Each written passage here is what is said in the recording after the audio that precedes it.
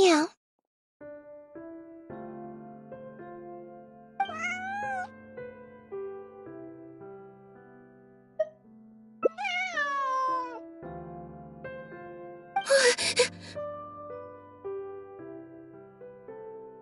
Oh, it's you.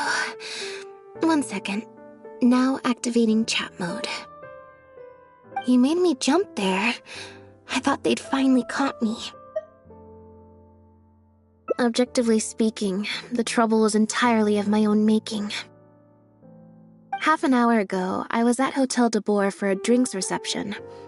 It was to celebrate the successful opening of a show, but it was draining my energy. So, I waited for the right moment, then snuck— probably because I'm playing the lead role in the show?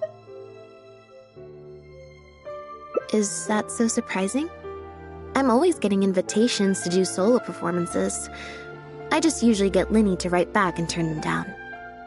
But then came the Fontanalia Film Festival. We took all the kids from the House of the Hearth out to see a film, and after it finished, they all started clamoring for me to try out acting for some reason. Even Linny was chanting along with them. Anyway, it just so happened that a director called Mary who had sent me an invitation right around then. I'll spare you the details, but basically, I ended up accepting. Yep, you nailed it. I'm playing the role of a puppet. In fact, the show's called The Lost Puppet, and it's a masked mime show. So I don't have to do any facial expressions or say any lines. Literally just a series. Art is not comprehended by the mind, but felt in the heart. At least, that's what the director says. Anyway, if nothing else, the opening performance seemed to go down well. At the drinks reception, everyone was crowding around me, saying, "Triumphant character portrayal, faithful adaptation of the original work, unequipped," but being the center of attention is draining. So the moment they left me to go harass the director instead, I was out of there. The other thing is, some weird things happened while I was on the stage.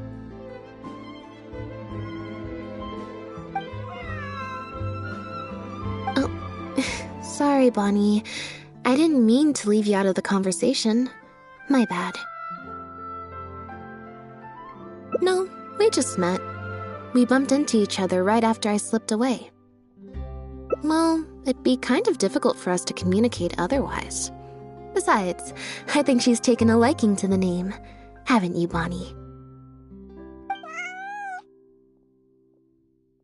Yeah, that's right. Good kitty. We'll go find your owner soon, I promise. Nope. She's wearing a collar, and for the most part, she's pretty well groomed. If she is a stray, she hasn't been for long. Her stomach's been growling a lot. I guess she must have been missing for a few days now. As much as I'd love to hang out with her for a while longer, her owner's probably worried sick about her. But the reception... I should probably show my face there again at some point, even if it's just to make excuses and leave again. Well, I just find it exhausting, thinking through all the different ramifications of different choices and so on. That's more Linny's area than mine. So, unless it's something really important, it's fine. He got Fermine to make me a little something for just this situation. Poof! A phaetometer. It looks pretty over the top, I know, but it's essentially just a box of cards. He kept the design simple, so it'd be harder to break. The way it works is, I pick a card at random, then look at the number on the card. Well, for example, if the number on the card is 5 or higher, I help Bonnie find her owner. If it's less than 5, I go back to the reception. I just have to believe in the bond between me and my cards, and my fate will reveal itself to me in numerical form. At least, that's what Linny said. Anyway, I guess I'll...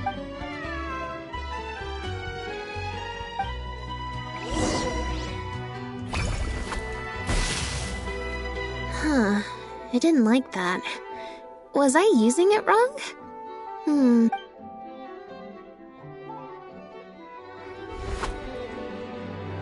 Clearly, there's some design flaws to iron out. I'll have to let Fremine know. Let's see, which card did I get? 4. Well, the cards fell on the ground though, so I don't think it counts as fate. If you want to get the right answer, you have to let fate decide. Also something Linny said.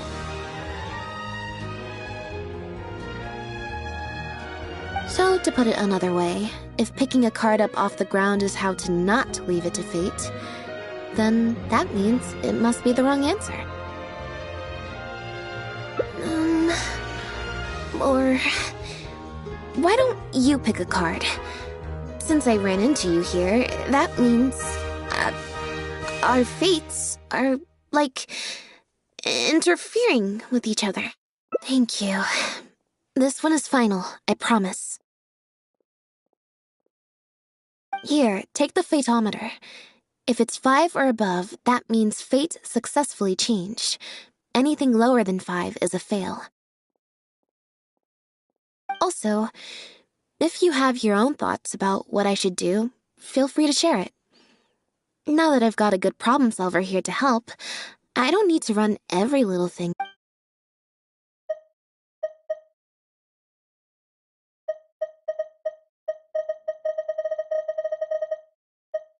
So, we're looking for Bonnie's owner?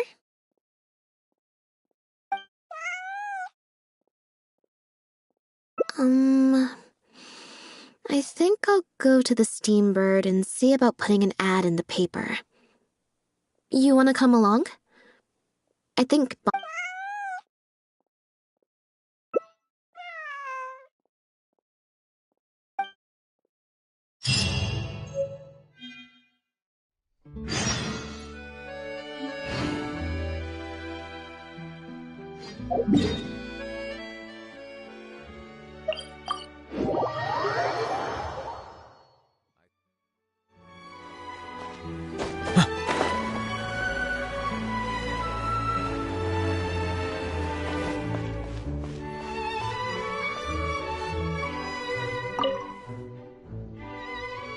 Every stupendous day starts with a Steambird.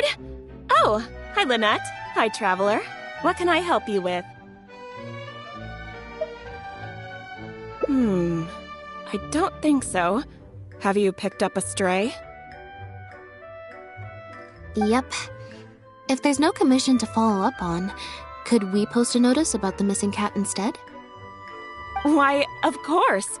What a kind thing to do. Just fill out the form.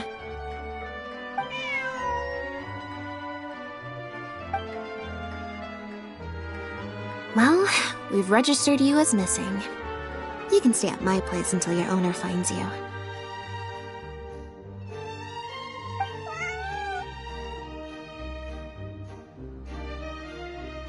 Also, I just wanted to say thanks for keeping us company for so long. Well, I should probably head back to the drinks reception. Hopefully most of the people have left by now. If you've got some time, you should stop by my place tomorrow to see Bonnie. There's a nice cup of tea in it for you. Alright, see you then.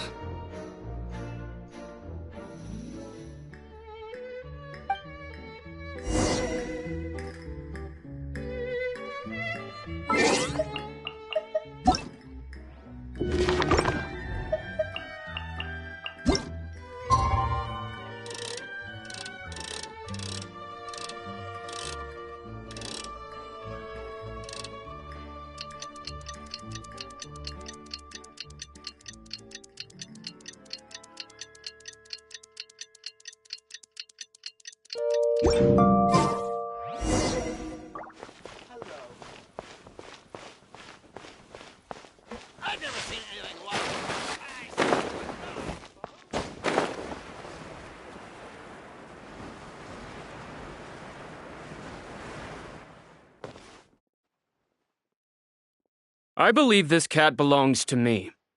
I already told you, this isn't your cat. Just take a breather, you two.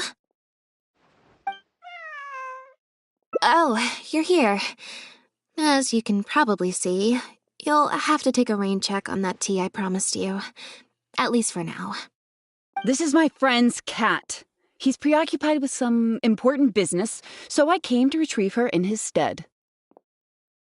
No, it's far more likely this cat escaped from the Humane Society.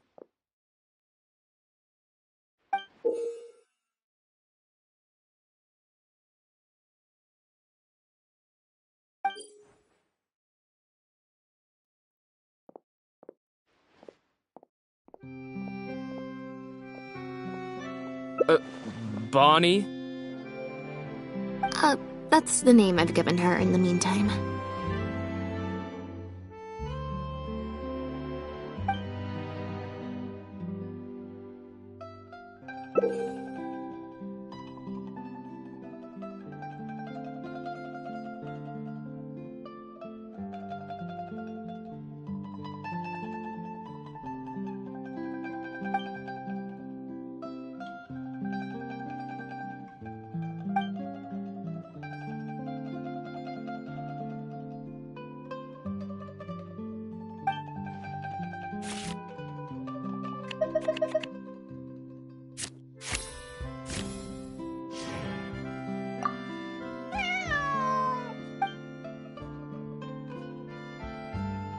Well, this complicates things. I told you before. This is my friend's cat. It's normal for her not to trust me. Listen, I'm the director of the Humane Society, okay? We've got so many strays, dogs, cats, you name it. I'm not even the one feeding them most of them. She just looked somewhat familiar, so I came to check, just in case. If she turns out to be one of ours, I'll take her back. Simple as that. Even if that's not the case, the Humane Society could still take her in, if no one... we're an organization that specializes in rescuing and sheltering stray animals. We've been in business for several decades now. I'm Bernard, the current director. The Humane Society. Huh. The name sounds familiar. I remember hearing good things. Near the one in the Quartier Lynette. Yes, that's the one. Anyway, if it's not too much trouble, could I possibly take a closer look at the cat? If it turns out I really am mistaken, I suppose that means the cat belongs to this lady here. She would be the only remaining option after... It belongs to my friend. Go on, Bonnie.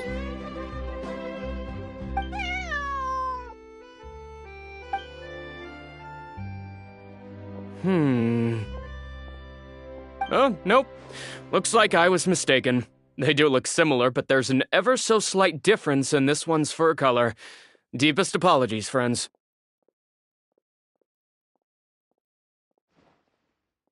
Well, I suppose this means I still have a missing cat to search for.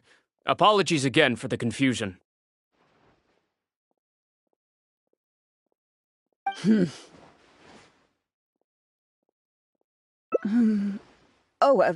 Yes, exactly.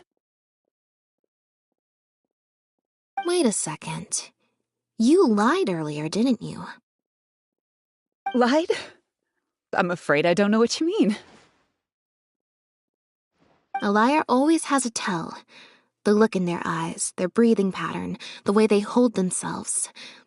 The things that can give you away are... What are you talking about?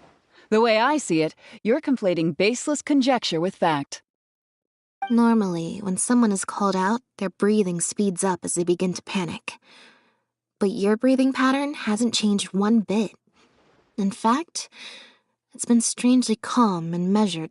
If you're a bad guy, I'm sure you'll take off running the first chance you get. If you're a good guy, the most likely explanation is that you're a member of the guard. And you're basing this off of? Intuition. Nothing more. Intuition. Well, I have to hand it to you, Lynette. You're right. I'm a member of the Guards. The name's Elodie. I'm currently investigating a cross-border smuggling case. This cat here, Bonnie was her name? Well, a couple of days ago, our suspect got wind that we were on his tail and fled. That's most likely how he got separated from the cat. I just so happened to stumble upon your notice in the Steambird, so I decided to see if he'd come back for her. But it looks like I overestimated him. The impact of this case has been huge. The Marechaussee Phantom, the guards, and the Special Patrol have all launched investigations. If there was even the slightest chance that he would show himself, I had to follow up on the lead.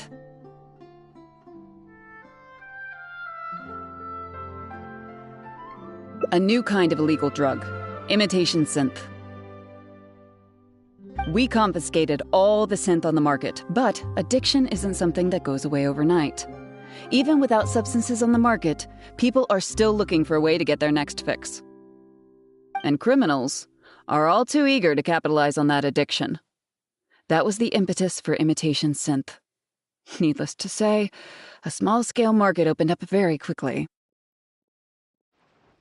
After the original synth debacle, we put several measures into place to prevent similar incidents from occurring. The perpetrators got smart, though, and shifted their sales overseas before those measures could. We only recently got word of the presence of imitation synth overseas. We managed to track down evidence of some early transactions. What we were able to find out, however, hasn't proven that the Marechaussee Phantom launched an investigation to track down every person in Fontaine capable of producing a drug like that. That's how we learned about Bonnie's owner. He's a researcher at the Fontaine Research Institute. His name is Pierre. Pierre Lafayette, to be exact.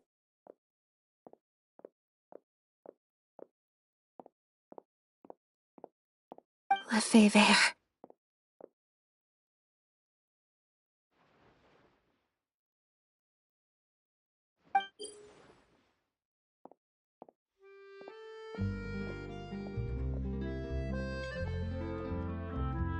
The Marechaussee Phantom found him in Poisson. In addition to the cat, he also had a pendant with him.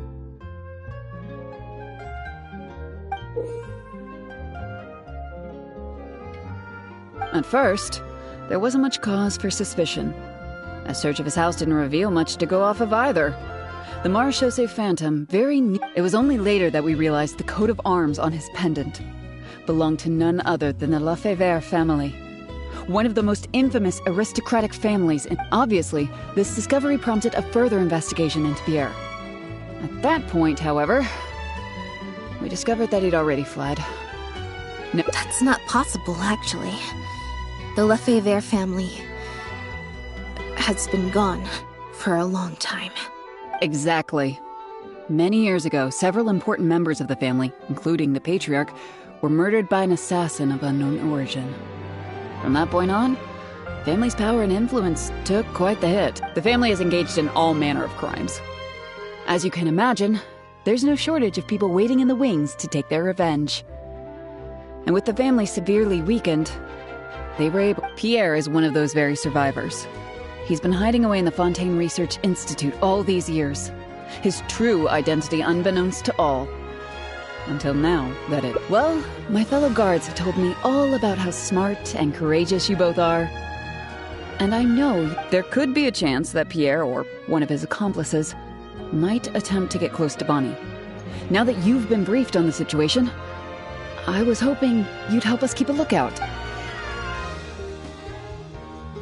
If I take Bonnie back to the guards with me, there's no way Pierre will try and come for her. Not even the most daring of criminals would attempt something like that.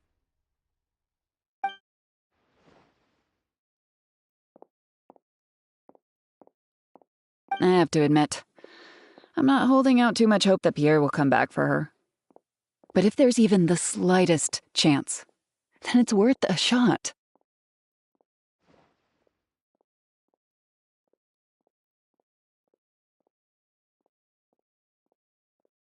Well, I've got some other leads to follow up on. If Pierre does appear, please contact me right away.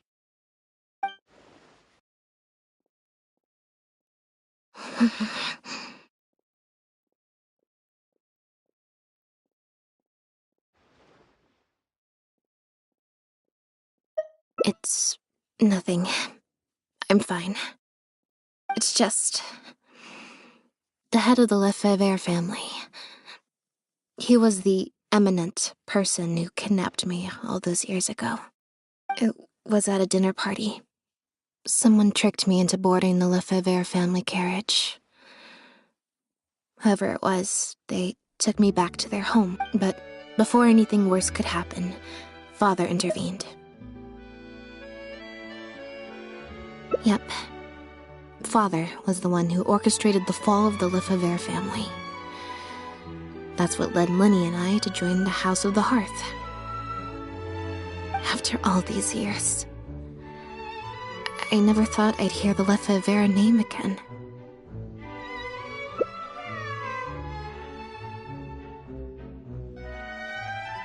Don't worry about me.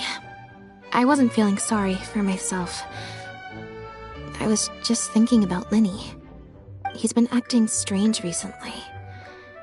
He avoids me for days on end, consumes himself with some secret investigation, and then out of the blue pushes me to do that acting job.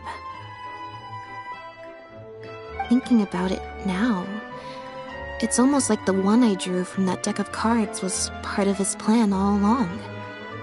He must have asked Fremine to help him out. It's very possible. I'm sure he tried to send me away because he was afraid it would bring up some painful memories for me. It wasn't necessary, though.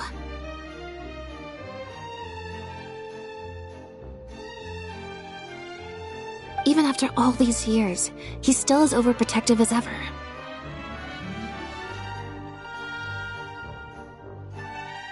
You'll have to help me teach him a lesson if we run into him along the way. Yep. I want to head to the Fontaine Research Institute to learn more information about Pierre. Just let me activate search mode and then we'll head out. Who knows? A little bit of both, perhaps. For the most part, though, I just have the sense that something's not right. Something isn't adding up about Pierre's story. Okay, I'll write a letter explaining everything to the crew. Once that's done, we can head out.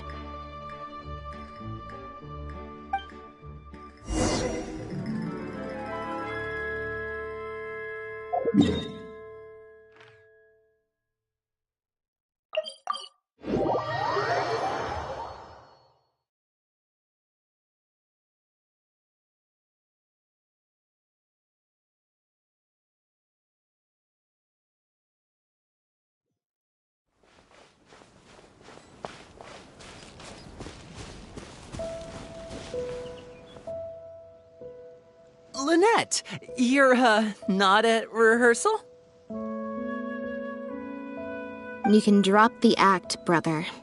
In fact, I don't think either of us will have a need for acting anytime soon. You should know better than to try and keep something from me. You've never been able to... And that's why I tried to distract you with the masked mime show. But I guess you're just too good. Care to introduce us to your new assistant? This is Officer Shovras, captain of the Special Security and Surveillance Patrol. You may have met her already. Nice to see you. I should clarify something. Mr. Linney's here at my invitation, not the other way around. To borrow your expression, Miss Lynette, I suppose that would make him my assistant more than anything. We've brought on Mr. Linney as a consultant in the past. He was instrumental in helping us crack a case involving a perpetrator who used magic tricks to commit crimes. I was hoping he'd be able to provide some valuable insight this time around as well.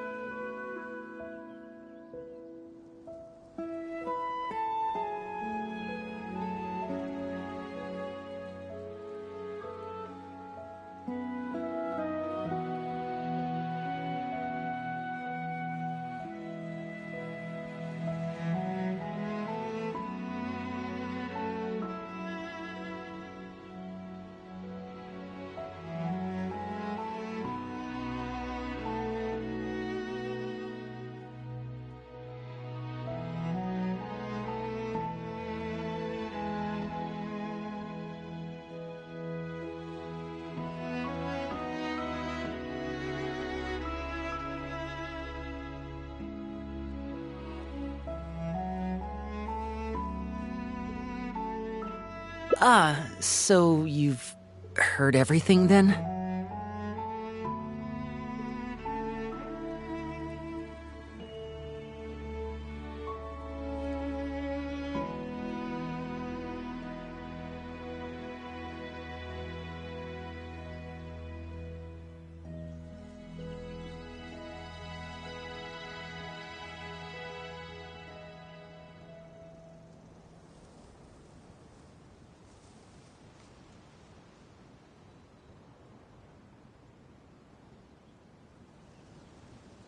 That's exactly why we're here.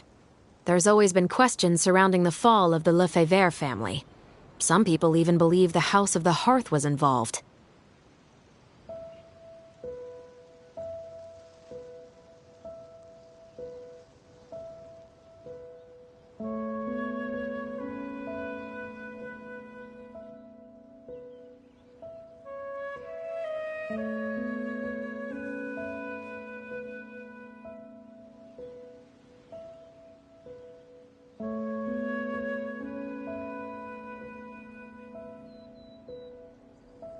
Whoever was behind it all was extremely cautious.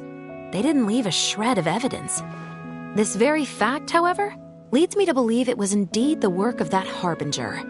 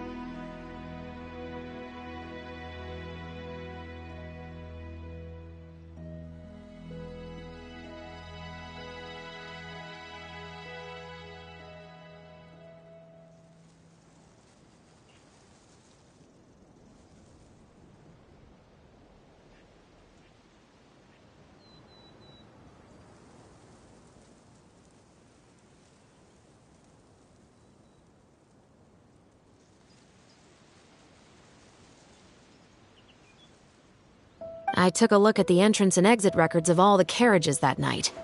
Let's just say it wasn't hard to deduce that there's ill will between you two. Don't worry, I don't have any evidence to that effect, and I certainly don't plan on going to bat for such a despicable family. Plus, you were victims back then more than anything. I sought Mr. Linney's help with the smuggling case. Nothing more. The way I look at it, it's a collaboration between us as people, not the organizations we represent. Besides, by working together, we can expose the truth as quickly as possible. Not at all. I was planning to invite you from the very beginning, Miss Lynette.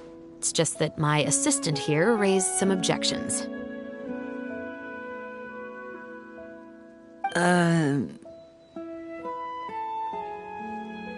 Linny, I'm not the same person I was back then.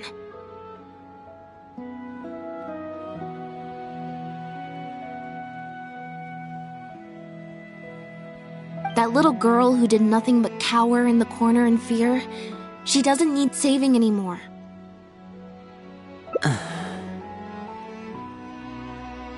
I'm sorry, Lynette. You're right. I let my concerns get the better of me. Oh, and the next time you want to distract me, you should try a different approach.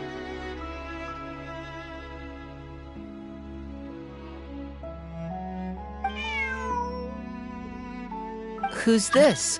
You pick up a stray while I was gone? It's a bit complicated. I'll explain later. Anyway, her name's Bonnie. Well, if there are no objections, then I suppose the only thing left to say is... Lynette, Traveler, welcome to the team. It appears the Lefebvre family was very particular in their use of insignias and emblems.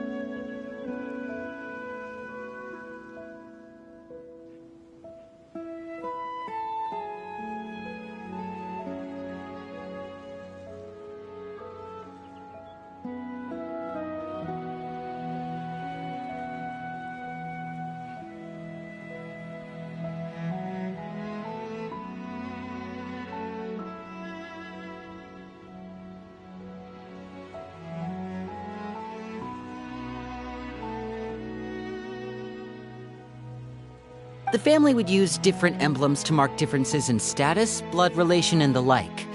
In fact, the insignia that was discovered on the pendant was used to represent an illegitimate child.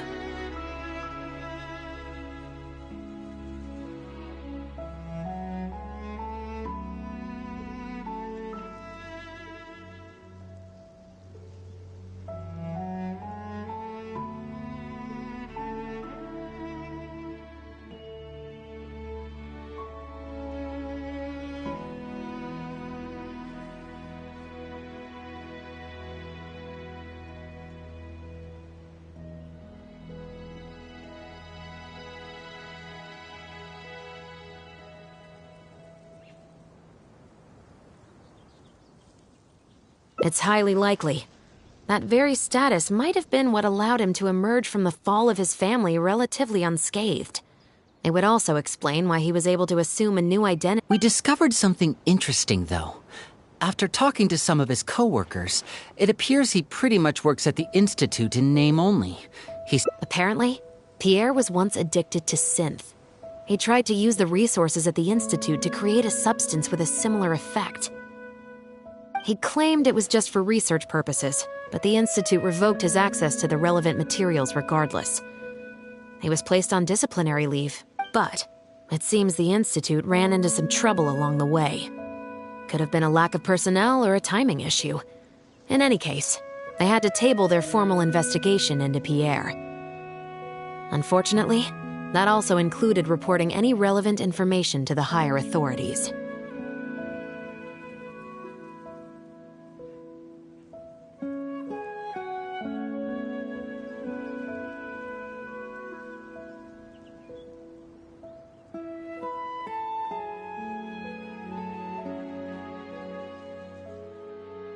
As for his family background, it appears none of his co-workers at the Institute were aware of that information.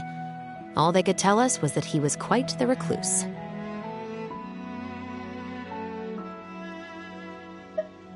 Other than the pendant, we didn't find anything else of note at his residence in Poisson. Based on the samples of imitation synth we've been able to analyze, it appears the substance leaves behind strong traces wherever it's produced, or those traces might not be obvious to the casual observer, but they're not something our guard poodles would miss. Pierre's home, though, came up completely clean.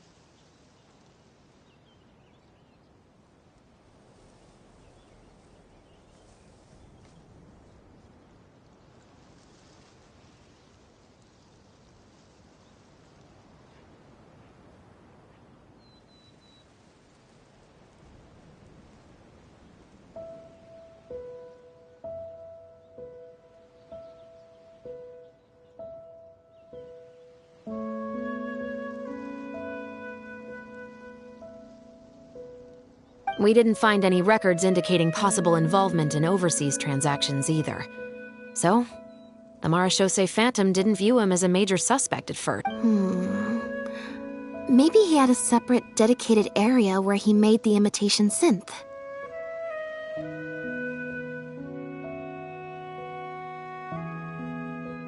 Well, his neighbors did say he was often gone for long stretches of time. You would think with him out and about so much, people would have spotted him around Poisson, but residents said they barely ever saw him in town.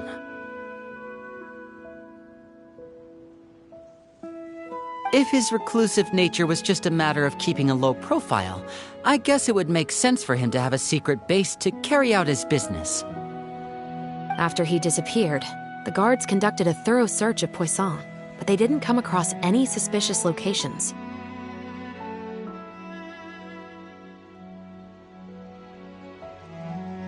Poisson. You know Hotel de Boer, where I first found Bonnie? To get there from Poisson, you have to cross a stretch of ocean. It's not somewhere a cat could just wander off on its own. A cat? You mean... Bonnie is Pierre's cat. Oh, that's right! When the Marechaussee Phantom first tracked him down, I remember there being something about a cat in their report. So this is her?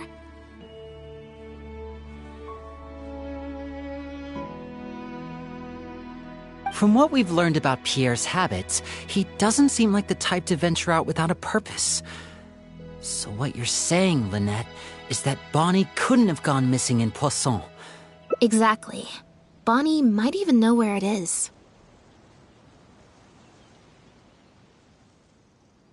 Wait, you think the cat can lead us there? But she's not trained like one of our guard poodles.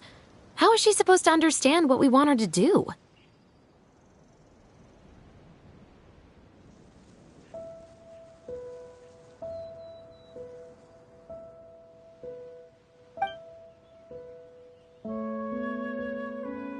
Meow. Meow meow. Meow?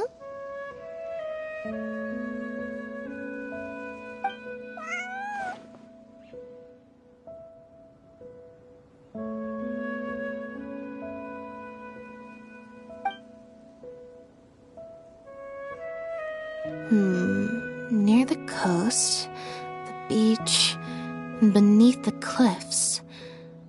The place we're looking for is most likely north of the Court of Fontaine. Well, I've certainly never taken a witness statement like this before. Well, if it works out, maybe it's something worth getting used to. Cats and humans are actually pretty alike. When it comes to communication, most of what we want to convey can be accomplished through body language alone. But humans tend to rely too much on speech to ever take advantage of that fact. Of course, body language has its limitations. You're not going to be able to get across anything too complicated. The important thing is that we now have a lead. Let's try and find a place that matches the clues Bonnie gave us.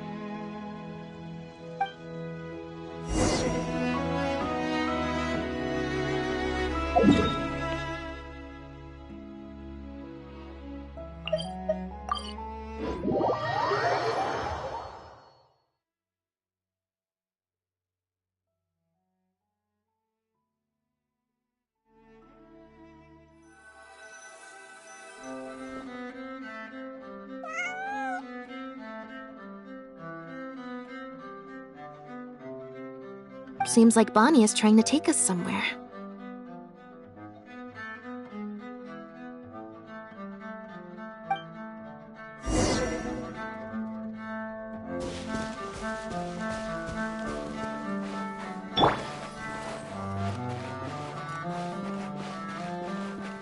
Gardamex ahead.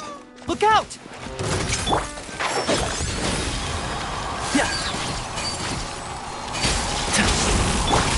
Settle down!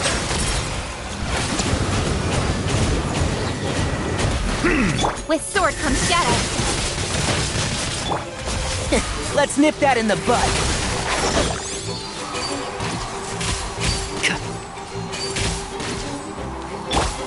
Silence!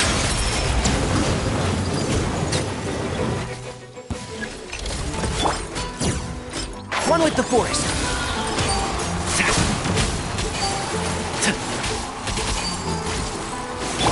Bow your...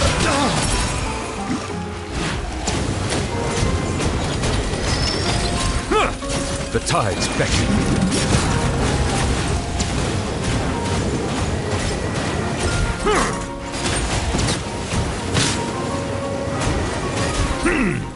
Enshroud!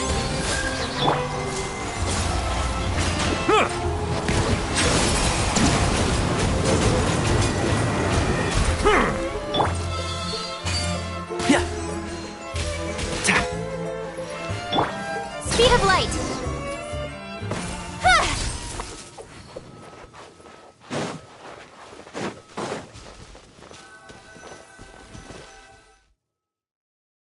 Wow, Lynette, you found this place so easily. If I thought there was any chance you'd say yes, I'd recruit you into the Special Patrol here and now, no questions asked. Sounds familiar. I pretty much receive letters daily from people trying to poach her from me. Let's just focus on our search. There's a lot to investigate.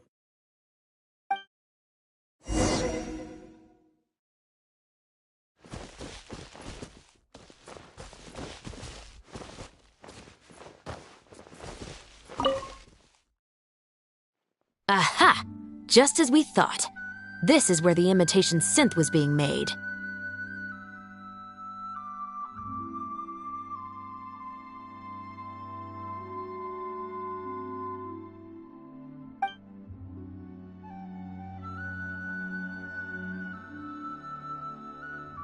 Looks like he's got more than just imitation synths stashed around here. In addition to the raw materials needed to synthesize the substance itself, there's a large quantity of... These cleaning agents are likely used to dispel traces of the substance, like its smell. The Special Patrol did some digging into imitation synth. Our records indicate that it's very difficult for ordinary people to detect traces left behind by the stuff. It must have taken a considerable amount of time and skill to ensure all those traces get washed away. But what are these other drugs for?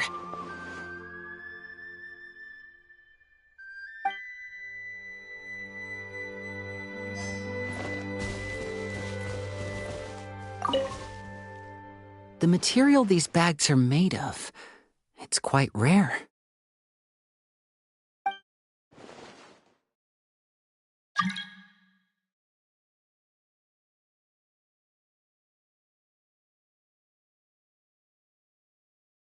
It's the very same, actually. Romaritime flower fiber.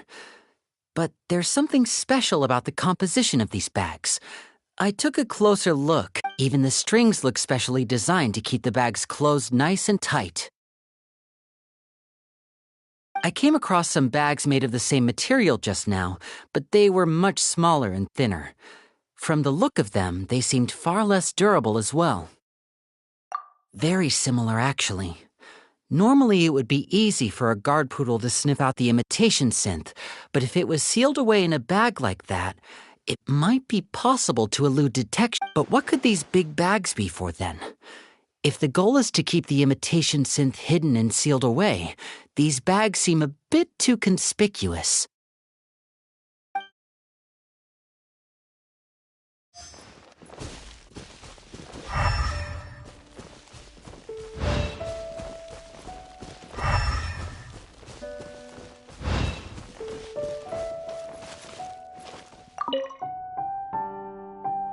When the Marechaussee Phantom searched Pierre's house, there was no sign of these barrels, right?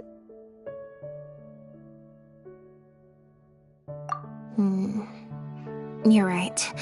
That doesn't seem like his way of doing things.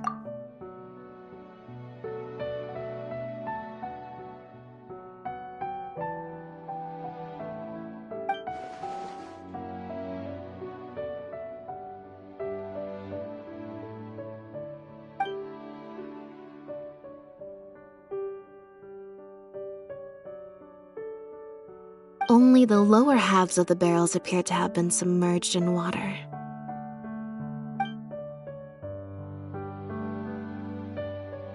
Based on the various ingredients we've found, this appears to be where Pierre was cooking up his imitation synth. It looks like he used a special cleaning agent to get rid of any residual traces of the substance on his person before he left. That's how he was able to get past the guard poodles.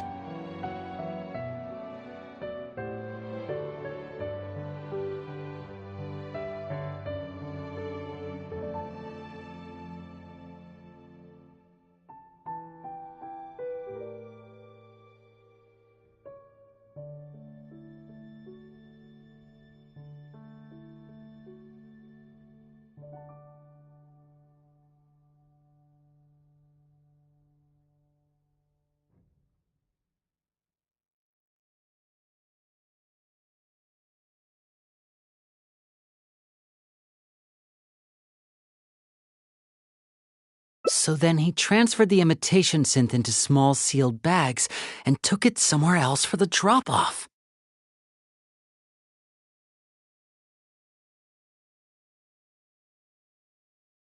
No, I don't believe our suspect is the kind of person who'd go around carrying incriminating evidence with him.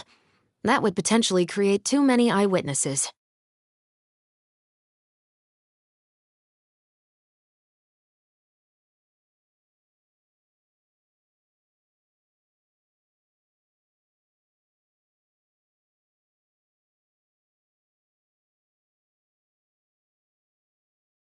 The cleaning agent and the sealed bags might get past the guard poodles, but if a member of the public or even a guard on patrol happened to see him during the drop-off, a quick search would reveal everything.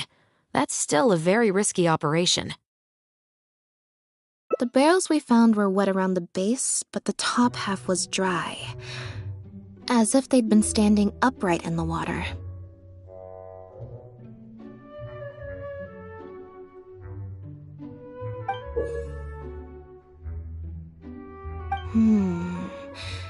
If you put a barrel in the water, it will normally float on its side, unless it's heavily loaded.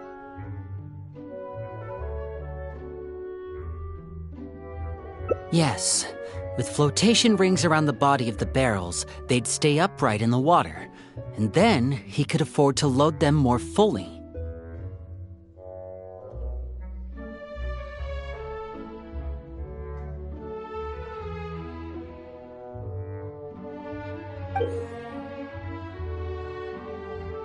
You think he used floating barrels?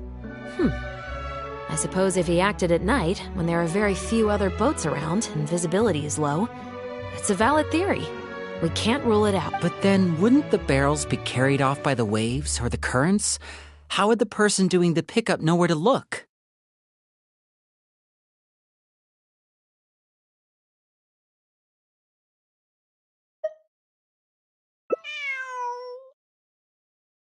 Traveler, can you come take a dip in the sea with me? I have a feeling that somewhere down there, we might find some rope. If a rope can be used to keep a pet from running over...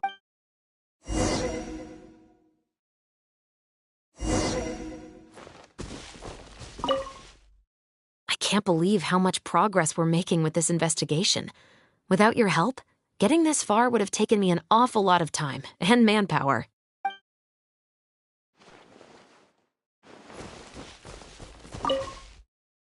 It's rare to see Lynette in serious mode.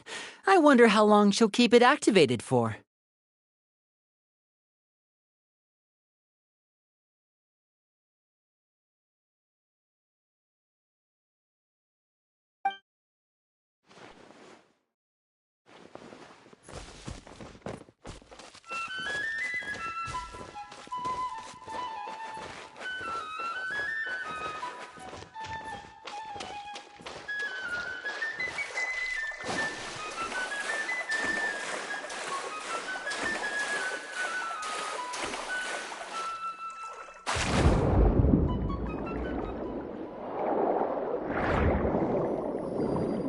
This isn't the place. The wreckage of a small boat? This isn't the place.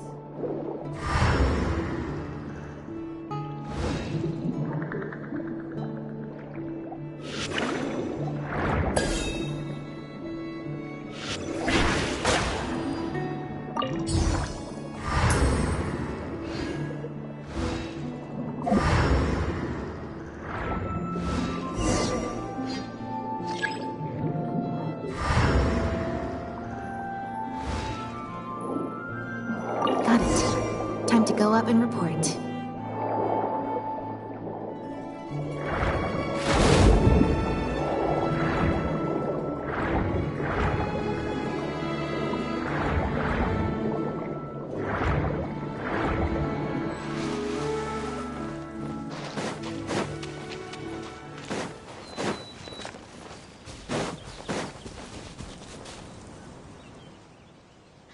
As expected, we found a few pieces of rope and some anchoring stones underwater.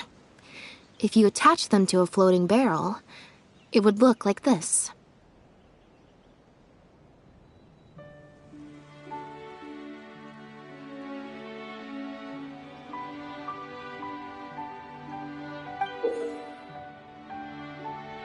With this anchoring system, it would be possible to use floating barrels for the drop-off. You would just need to drop them in the water at the agreed-upon location. We also came across the wreckage of a small boat. It must have been left out on the water and capsized due to the force of the wind and waves. Its small size, however, would have made it perfect for staying undetected. Let's talk this through. Based on the evidence we've collected, it seems like Pierre would row a small boat out to the agreed-upon transfer point, drop off the barrels, leave, and then row back and retrieve them after the transfer. It could be that he was trying to avoid meeting up with his associate face-to-face. As one of the sole survivors of the Lefebvre family, maybe he was just used to that sort of elusive lifestyle. It seems like Pierre deliberately chose the floating barrel method so that the goods could be dropped off and picked up at separate times. That way... Well, if that's the case, they must not have a very close working relationship. Let's not jump to any conclusions just yet. Assumptions can be detrimental to solving a case. It's possible they were just trying to keep a low profile. Two boats sailing to the same location at once could be too conspicuous. The most important thing is that we can now confirm Pierre wasn't acting alone. The floating barrel drop-off system is proof enough of that.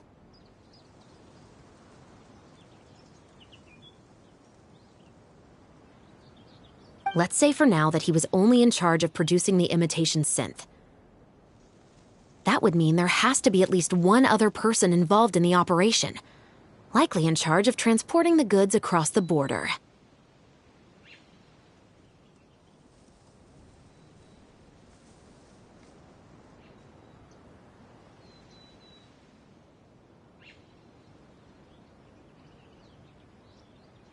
Since we've determined that the goods were transported by boat, maybe we can track down some travel logs or something.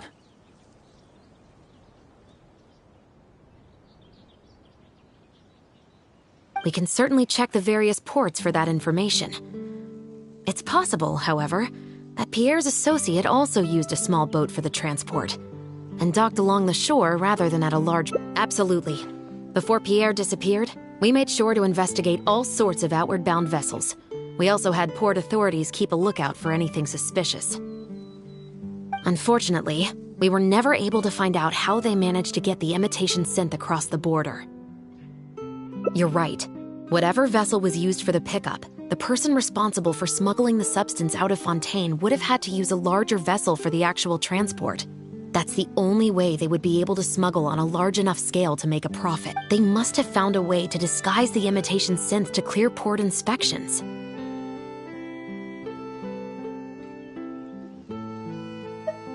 Exactly. We can't let any opportunities slip through the cracks.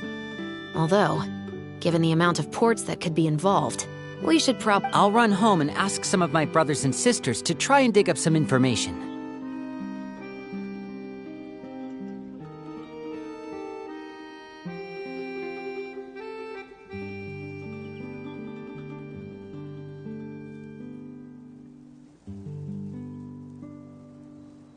I should also head back and update my platoon on our progress.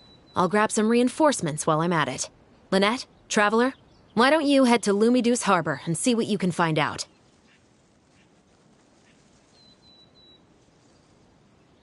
All right. Come on, Bonnie. You too.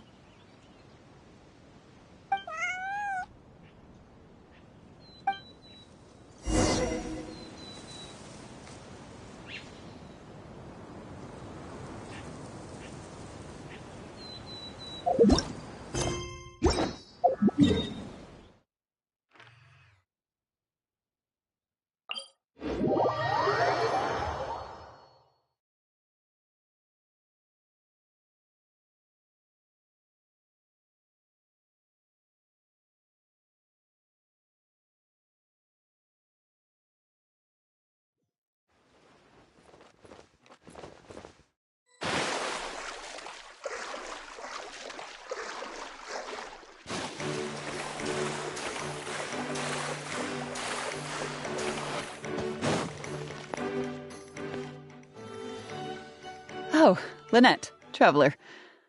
And Bonnie, too. What brings you all here? Did something happen?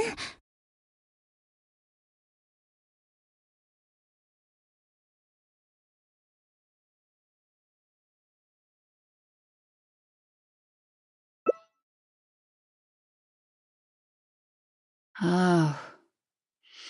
I see. I'm in charge of guarding the port. You mentioned you were after some travelogues, right? I can go fetch those for you.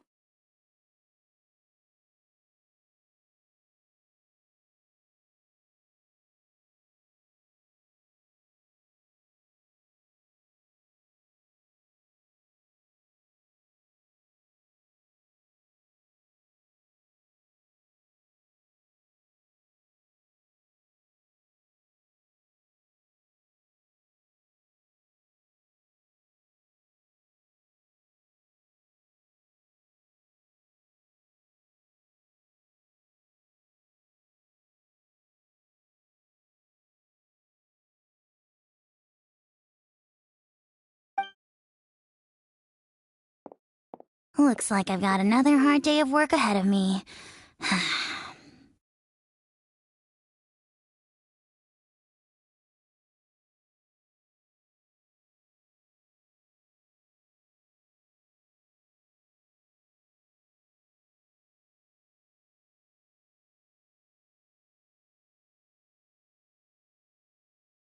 No, not usually.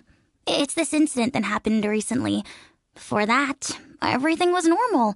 All we had to do was confiscate anything suspicious and we could call it a day. Pretty simple stuff.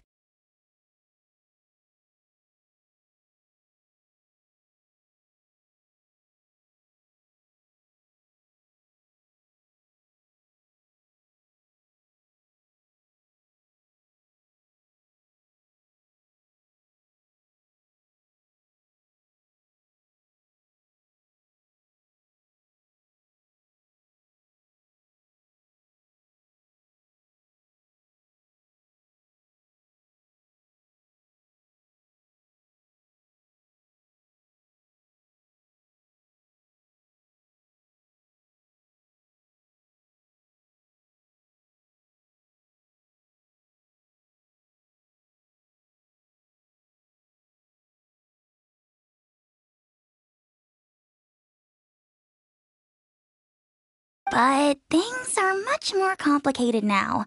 We somehow let suspicious cargo pass through the port undetected. Not even our guard poodles were able to sniff it out.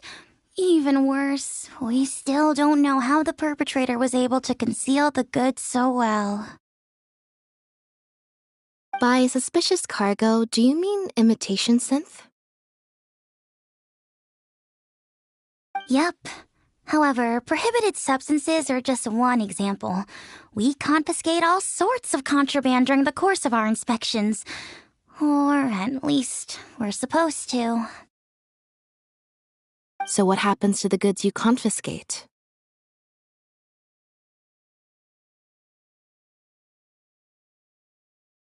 Oh, we keep them in a storage locker. If they turn out to be something particularly dubious, we'll turn them over to the Maison Orderly. If the goods are only slightly suspicious but could otherwise be harmless, like raw materials that could potentially be used to create contraband, we return them to the ship they were confiscated from, instead of letting them pass through the port.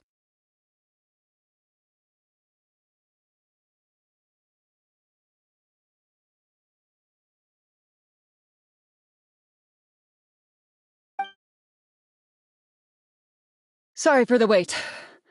These are the travelogues for all the recent activity at the port.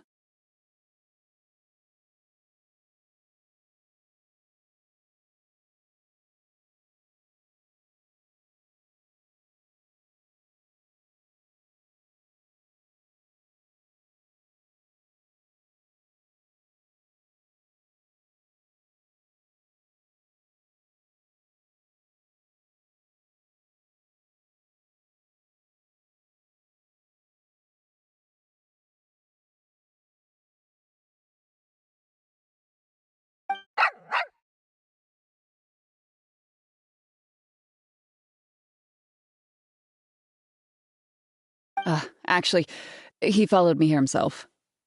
It's like he smells something on me.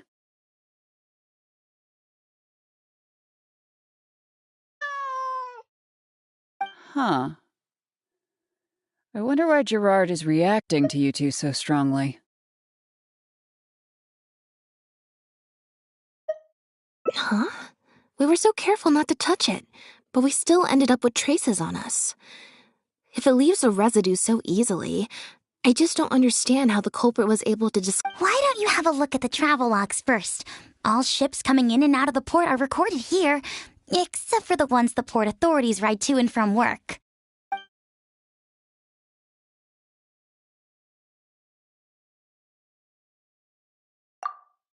The Humane Society. Their name is all over the exit logs. The purpose for leaving is always listed as overseas adoption. The director of the organization explained that, actually. He said a lot of the cat and dog breeds unique to Fontaine are also very popular overseas. So, his organization... Bernard, the director of the Humane Society, was the man who came looking...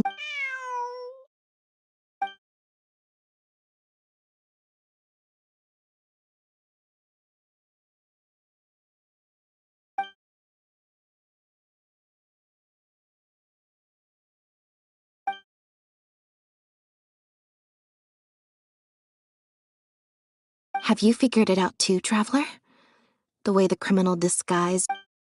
When Bernard asked to take a closer look at Bonnie, he was actually checking whether there was any imitation synth in her stomach. Wait, what? The sealed bags we found at the secret base. They were specially made to be corrosion resistant. There were gaps around the lids of the barrels, and airbags were used to keep them upright in the water. Those drug shovers found at the secret base. She most likely didn't recognize them because they're not used on human beings. Pierre must have made the animals swallow the sealed bags full of imitation synth at his secret base. Then he stuffed them into floating barrels and left the rest to Bernard. The sealed bags combined with an animal's body odor would certainly be enough to mask the scent of imitation synth. During our inspections, we would have never thought to inspect the bellies of those animals for anything suspicious. Even if we tried to feel around for something, I'm sure it would be difficult to detect. Exactly. I bet Bernard even transported animals with synth in their stomach alongside ones without. That way, it would be even harder to say with certainty that something was amiss. She's probably in the clear. Otherwise, Bernard would have never left without her. I'm guessing he didn't know whether Pierre had already hidden the next batch of imitation synth before he fled. Just imagine. He sees the notice we put in the Steambird, and it turns out that one of the very cats he gave to if Pierre had already hidden the next batch of imitation synth, then Bonnie would practically be living proof of their crimes. He would have had no choice but to go after her. So, that's why he came to find you and insisted on taking a closer look at the cat. Wait a second, I'm a little lost here. I get the part about hiding the substance in the pets, but those, what did you call them again? Floating barrels? Why even put the animals in there in the first place? If you've got something as convenient as a floating barrel, why not just stuff it with the imitation synth directly? Why not wait to hide the stuff until after the exchange has been made? In order to make sure the animals could swallow the sealed bags, they made them extremely thin. Had they not done that, the animals would have likely bitten or chewed through them. That step would have required a lot of energy, as well as a certain amount of technical expertise, so it was better left to the more experienced Pierre. We've already proven how easy it is to pick up trace amounts of imitation synth, so I'm sure Bernard was taking all the precautions he could to avoid the same. Okay, then let's head to the Humane Society right away and bring that guy to justice. I'll bring a Gardamek to speed up the process.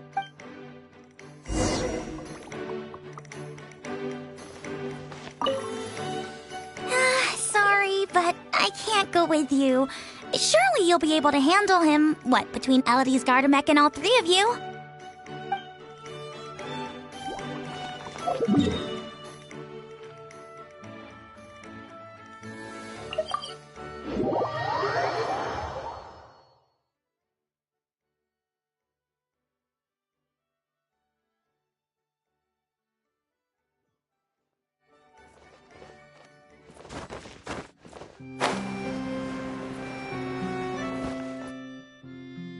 The headquarters of the Humane Society should be somewhere around here. Bernard could show up any moment now. Ah, you're the people from earlier. Wait, you're from the guards?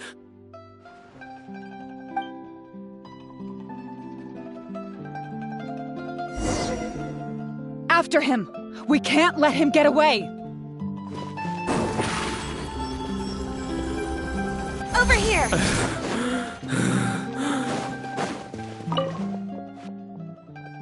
Give it up, Bernard.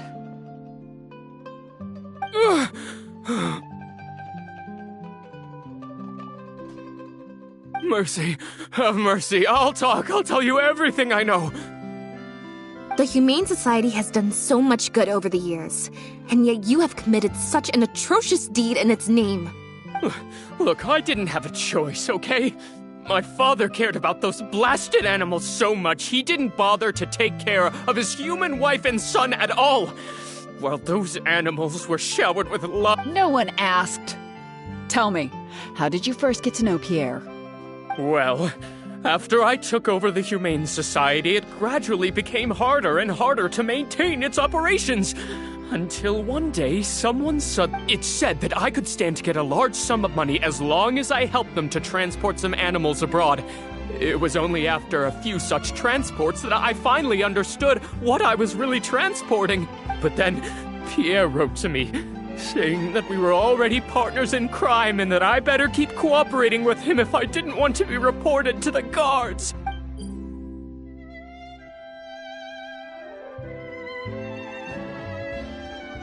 You knew it from the very beginning, didn't you? The reason why you had to go through so many steps just to transport some animals. I'd suggest that you confess everything right now if you don't want to add anything else to your list of crimes. Yes, officer! I would order wooden barrels and flotation devices according to his instructions, and then load the sleeping animals onto a boat. Once I sailed to the location he provided, and a few days after that, I'd come by again in my boat and pick up the animals sleeping in the barrels. Once I had received enough of them, I'd bring them to the harbor to be... That guy, Pierre! He was running the entire show. He set up all the meeting times and found all the foreign adopters. Oh, and look, I don't know, okay? I've never ever met him in person. We've only ever communicated through letters. And when did he send his final letter to you? Just last night. He said that the Marechaussee Phantom is now after him, so he's planning to go into hiding for some time. He didn't mention where he's thinking about going, though, but he did tell me to look out for the... It's been a few days since Pierre's last appearance. I'd wager that he sent that letter after he found his hiding spot. I burned them. It was on his orders. I had to burn every letter after reading them. I wasn't even allowed to share them with the rest of the society. Sure sounds like you're trying to use the lack of witnesses or evidence to pin the blame on Pierre. No, I swear, this time I'm only telling you the truth.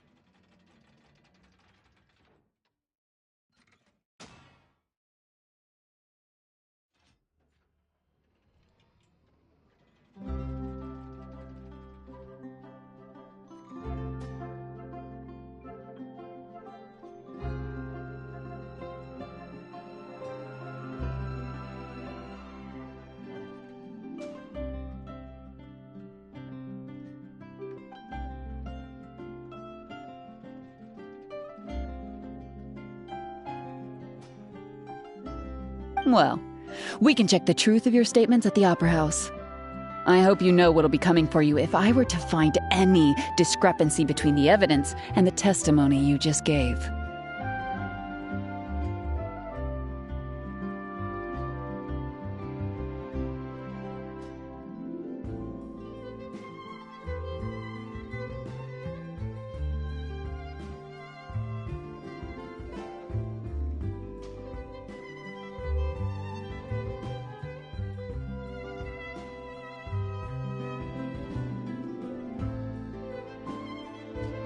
I know, I swear I was just telling the truth.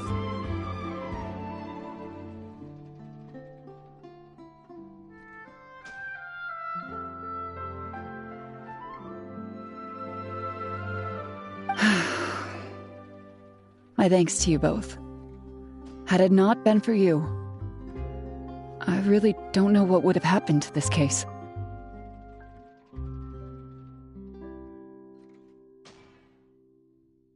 Bonnie helped, too.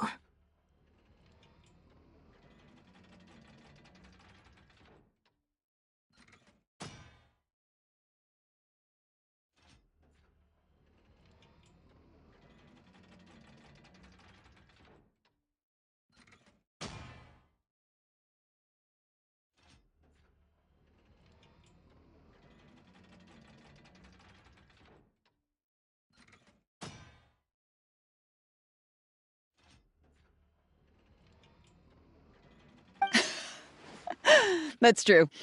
It was all thanks to her that Bernard was finally exposed.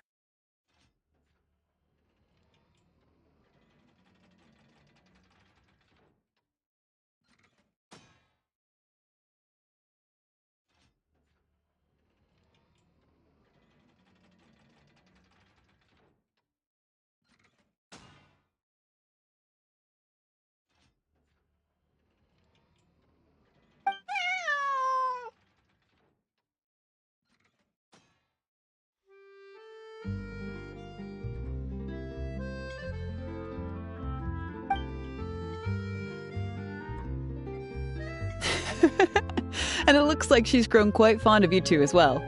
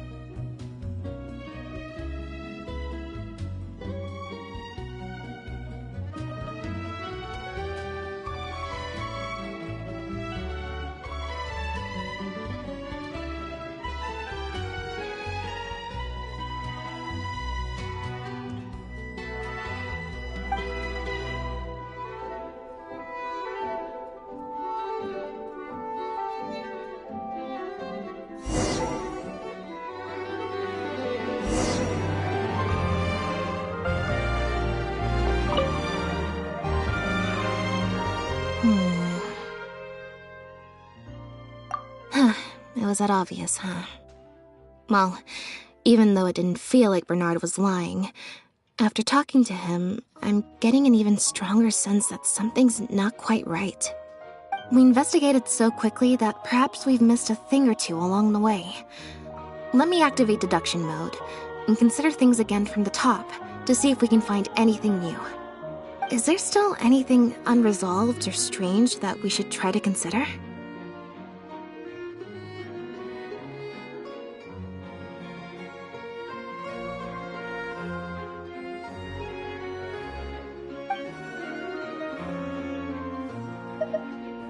Well, we've discovered that Bernard is responsible for the trafficking, while Pierre deals with supplying the goods.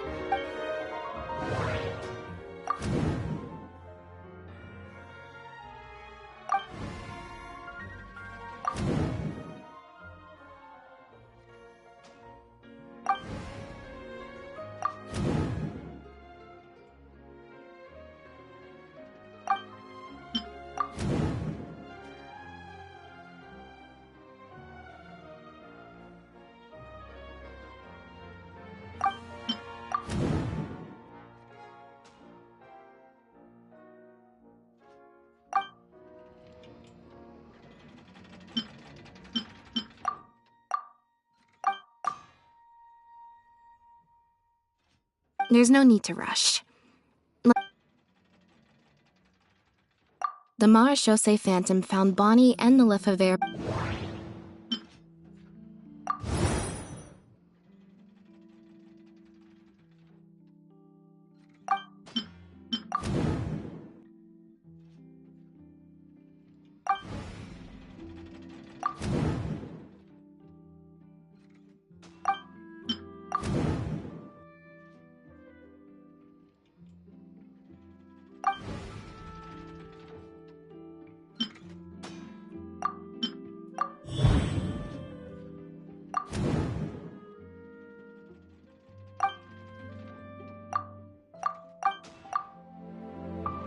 Why would he leave such an obvious trail for us to follow when he took... Bernard claims to have received a letter last night from Pierre. In the letter, Pierre stated that...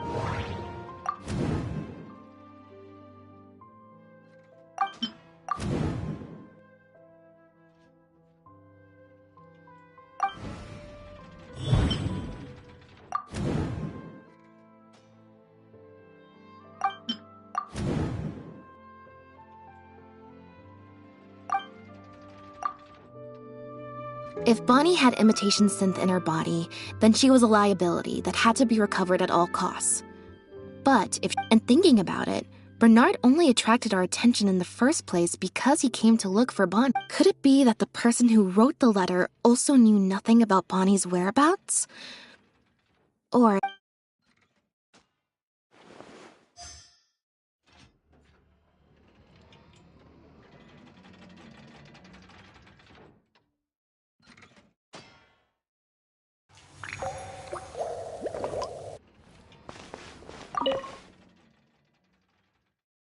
Now behave, and follow me to the interrogation room. Ow! That hurt. Ow!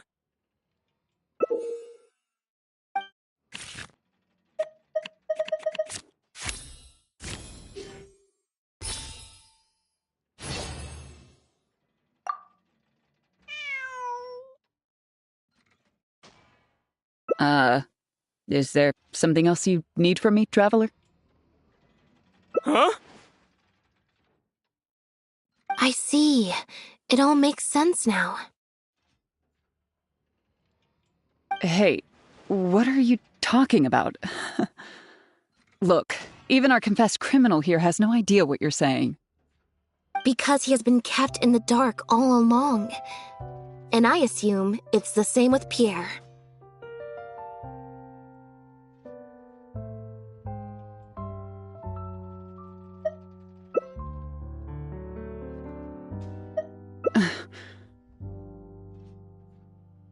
That never quite added up for me. Why did Pierre feel compelled to return to his home with Bonnie and the pendant and make them so easy to find for the Marechaussee Phantom?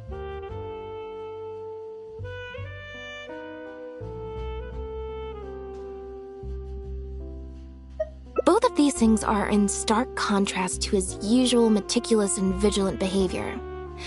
There's only one reasonable he probably received the following instructions right before the Phantom came knocking on his door. Bring the cat and the pendant, and our undercover agent will be sure to help you.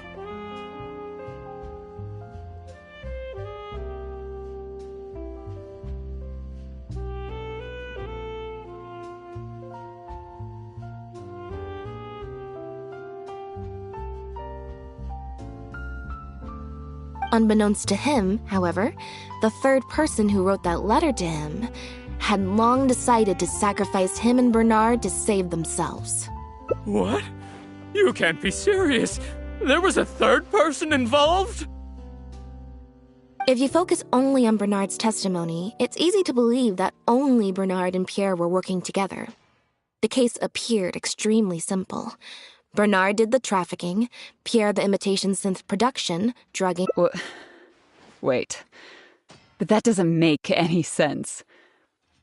Yep, which is why the third person made sure that Pierre would never be found again. Once they had instructed Pierre to expose himself, the third person wrote to Pierre again, suggesting that everything had been taken care of. Of course, Pierre's disappearance at such a sensitive time immediately made him a prime suspect. Knowing that Bonnie had last been seen with him, all the third person would have to do from that point on would be to lead the Phantom to investigate the Humane Society and get Bernard to confess the... Wait, so you're saying that the letter I received yesterday, the one that made me think Pierre was still alive, it was also sent... Is that what happened? I'll get back to headquarters right away and reinvestigate this case. Chevra said that assumptions can be detrimental to solving a case. Someone among us, however, has been feeding us all kinds of... They suggested that Pierre's disappearance was an attempt to escape the judgment of the law, and that Pierre was a scion of the Lefa... But if the disappearance is truly just a cover-up for a murder, then couldn't the true scion have been an illegitimate daughter? rather... Huh?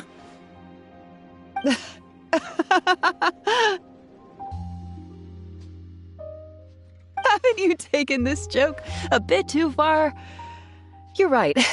I did let a lot of assumptions get to my head when I first started to talk to you about the case. I'll make sure to... You deliberately fed us lies, but even you could not control every last detail of your plan. There was a flaw in your scheme, and getting the Marechaussee Phantom to notice Pierre was only the first part of your plan. Had they failed to take notice of the Humane Society, they could have cast a wider net.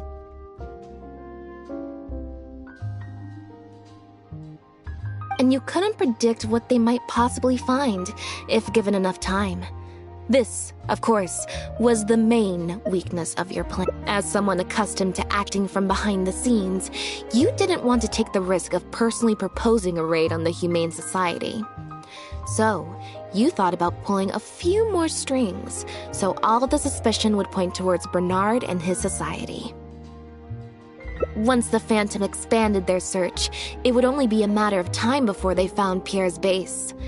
If a cat last seen with the suspect turned up dead at the imitation synth base, it wouldn't be long until the Phantom would figure out exactly how she had been mistreated and turn their eyes towards the one organization that has been sending boatloads of animals out of Fontaine. It was probably during your ambush of Pierre. You didn't even have the time to check if she had already been stuffed full of imitation synth.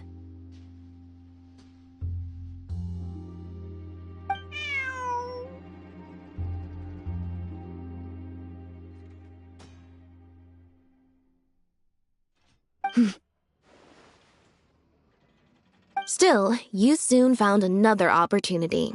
Before long, Bonnie had made her way back into the city, and even popped up on the Steambird.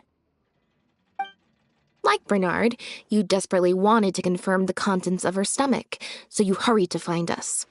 Unlike Bernard, however, you were hoping that Pierre did have the time to make her swallow a load of imitation synth. While investigating the suspect's cat, we unexpectedly discovered that the suspect has been smuggling imitation synth using living animals as intermediaries. That was your plan, in any case. With that, you'd have been able to lead the investigation towards the Humane Society. Bonnie had managed to escape before Pierre was able to stuff her full of imitation synth. That part of your plan could no longer be carried out. But as shrewd as you were, you manipulated the Traveler and I to help you identify Bernard as a key suspect.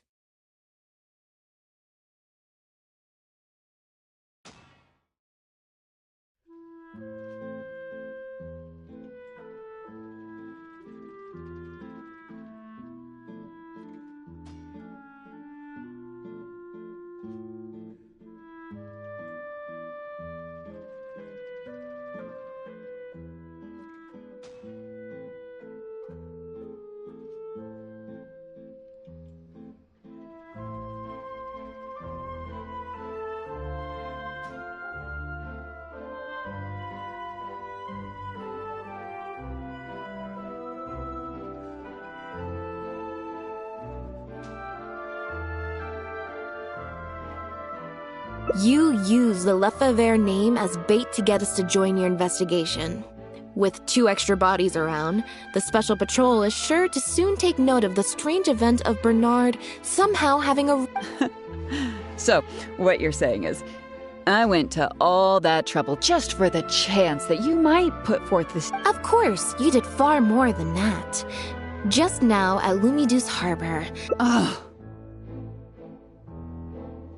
You even highlighted the Society's activities during your compilation of the logs, so they'd be immediately visible to anyone examining the records.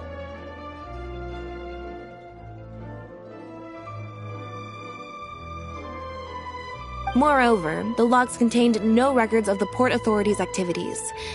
In other words, your... And what are you trying to suggest with that? I am insinuating that you had plenty of opportunities to transfer the raw materials for imitation synth from the harbor to a boat, and then say...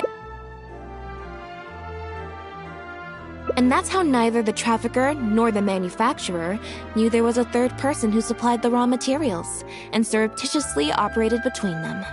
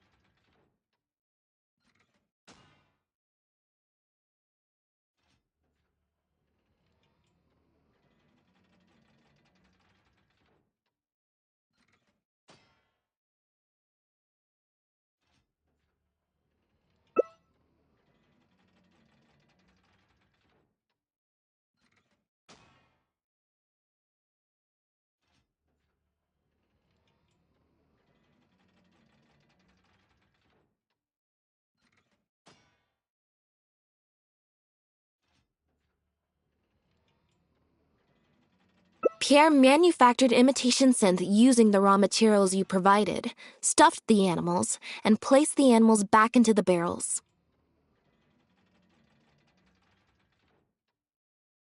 Having received the green light from you as Pierre, Bernard then retrieved his animals and shipped them out of Fontaine once he had received enough for a full batch. This is the truth behind your smuggling ring.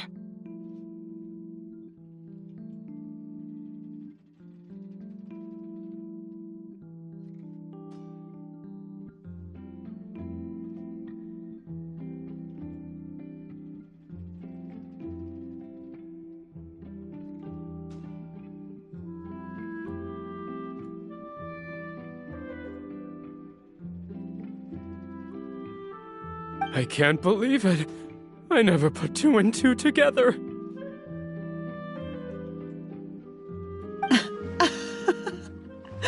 You've sure got an extremely lively imagination.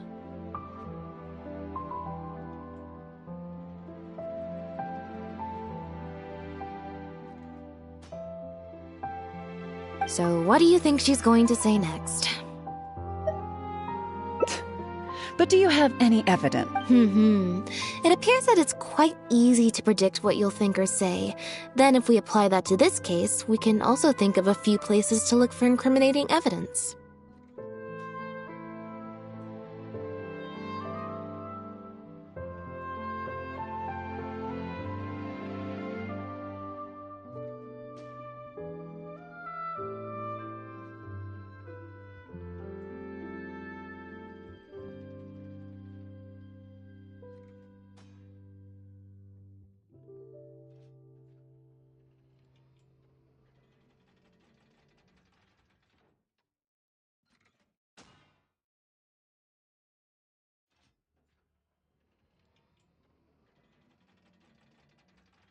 You know very well that this case will not end until Pierre is found, so you will have him commit suicide out of fear and shame to end the investigation for good.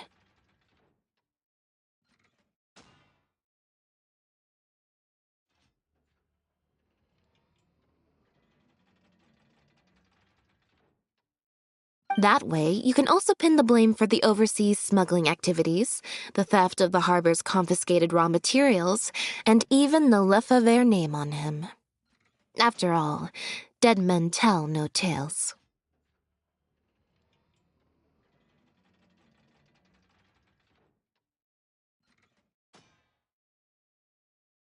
But you still want it to appear as if he had sent that last letter to Bernard, so you have to make sure as to the authorities.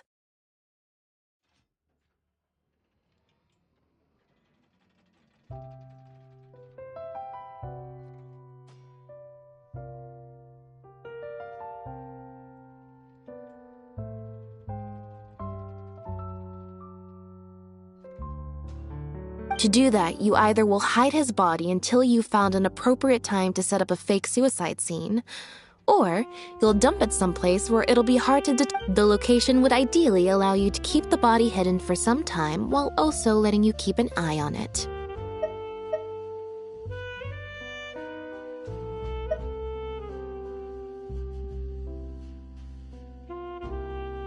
There are only so many options to hide a person's time of death after all.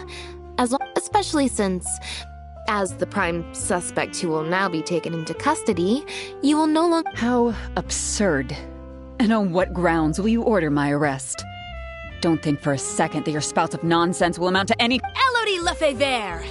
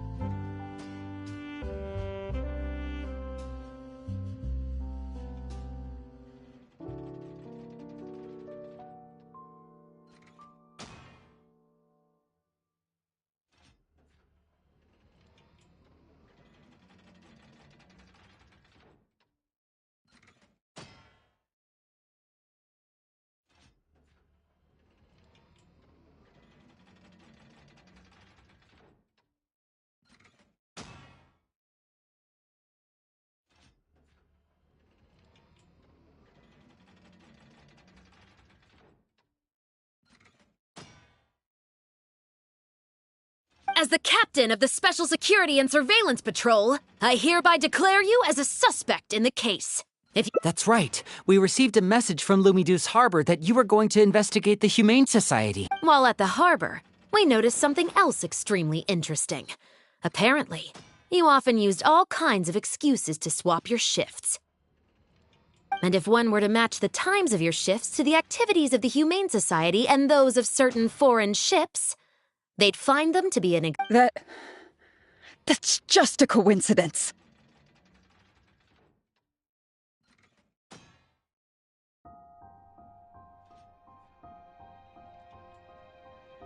Yes, I'm sure you have already thought of a dozen different ways to explain away the suspicious activities, but as far as evidence goes, that should be enough to warrant taking you into custody. Don't worry. If it turns out that the guards are still unable to find any evidence after all this, Lynette and I will do everything in our power to clear your name.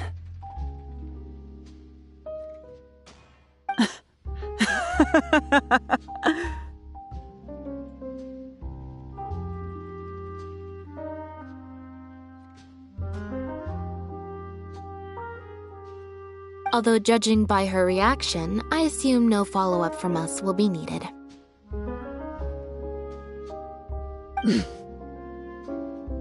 The Lefebvres were infamous for using disguise and infiltration to achieve their goals. Who would have thought that they would have planted someone within the guards?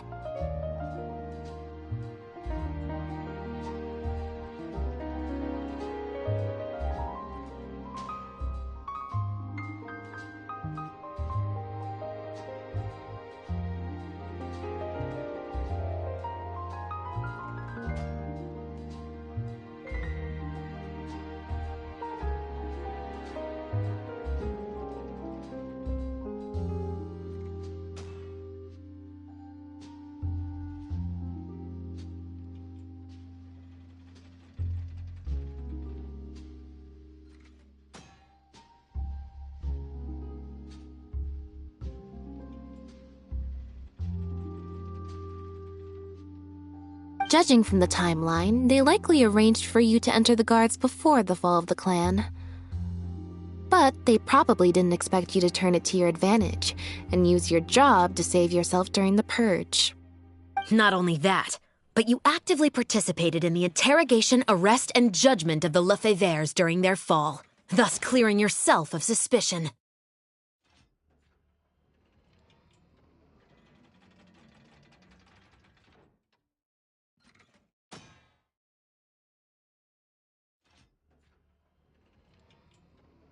You brutally and cruelly abandoned your allies as soon as they outlived their usefulness, just like a lizard cutting off its own tail in order to live. You've been doing this for years.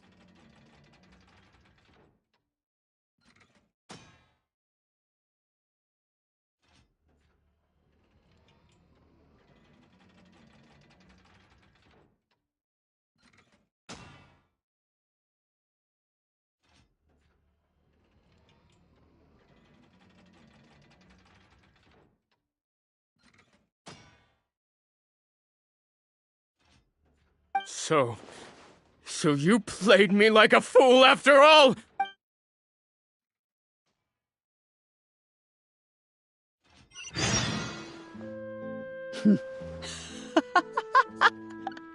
What was that word you used? Ally? You think that someone as foolish as him is worthy to call himself my ally? They were worthless scum, all of them. Not just Bernard and Pierre, but those Lefevres too. They always just saw me as a tool.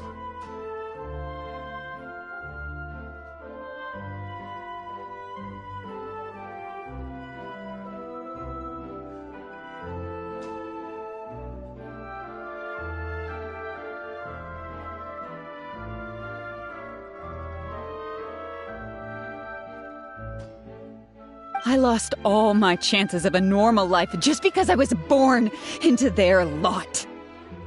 Not only that, but because they wanted me to become an undercover agent, they stripped me of my name, too.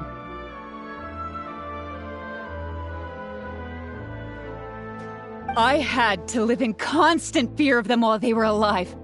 And even once they were gone. Do you know anything about what I've been through over all these years? My life as the last Lefevre?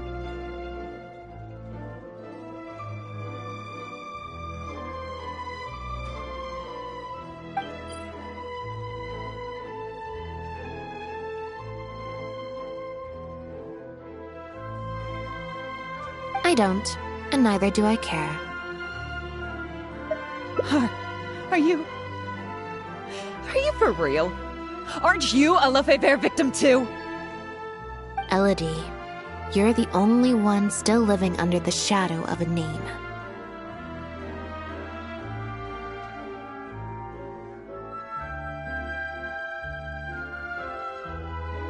That's enough. Keep your hands where I can see them and do not resist arrest. If you have more to say, save it for the interrogation room.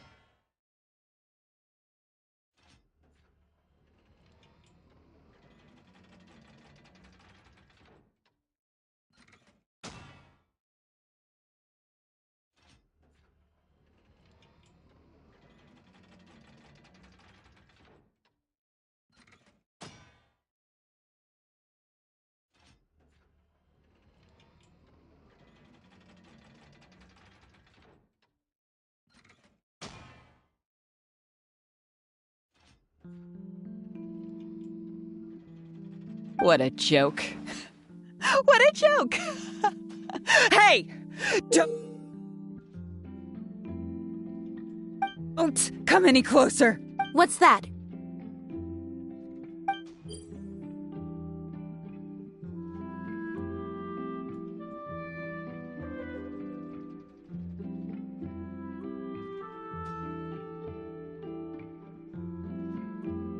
Know what this is?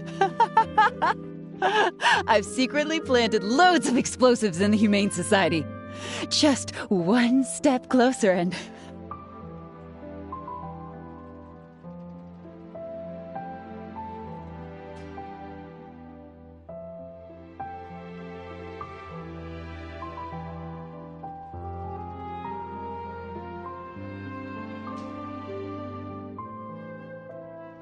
Whether they're cats, dogs, or just unlucky human employees.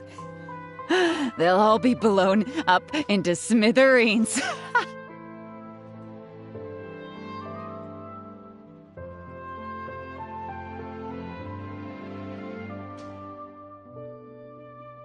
Surely, you bunch of goody two-shoes won't let that happen, right?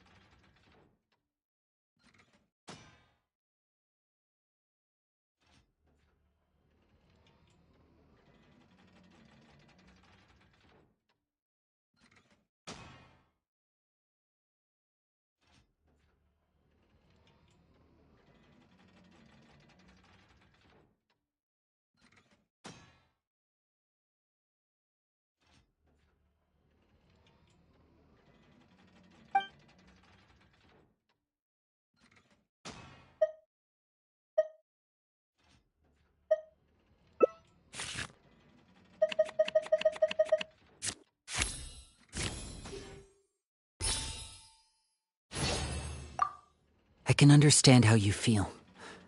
Like you, we are also victims of the Lefebvre clan.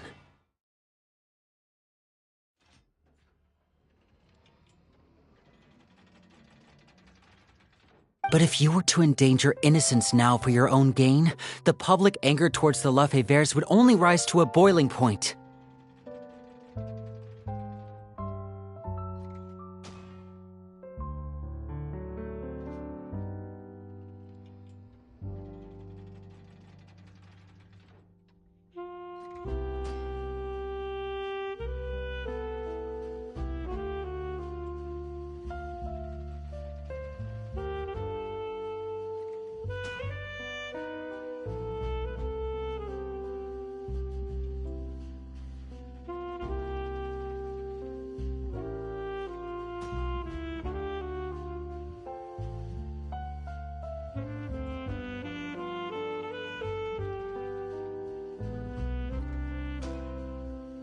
And the families of the new victims would be dead set on exacting revenge on you.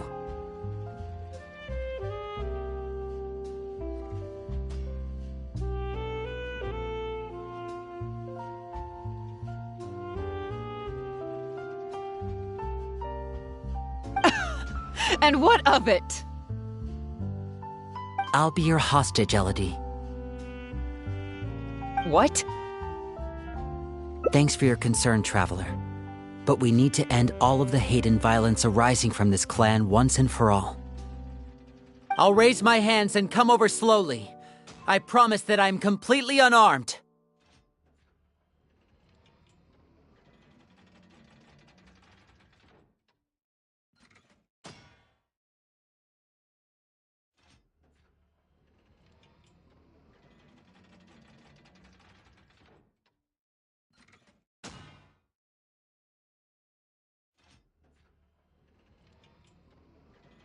I'm watching you. Don't think for a second you can pull fast one on me!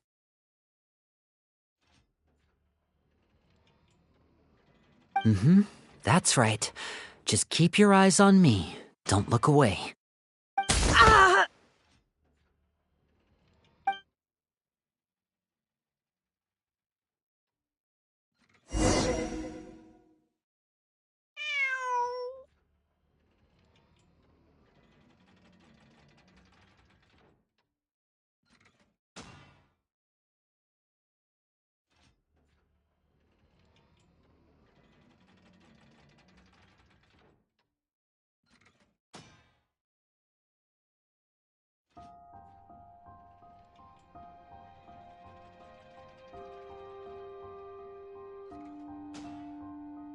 Phew.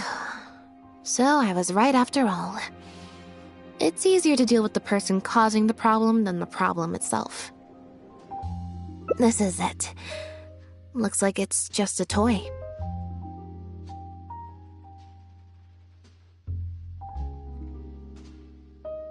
Guess that's probably why she suddenly flipped and knocked out Bernard.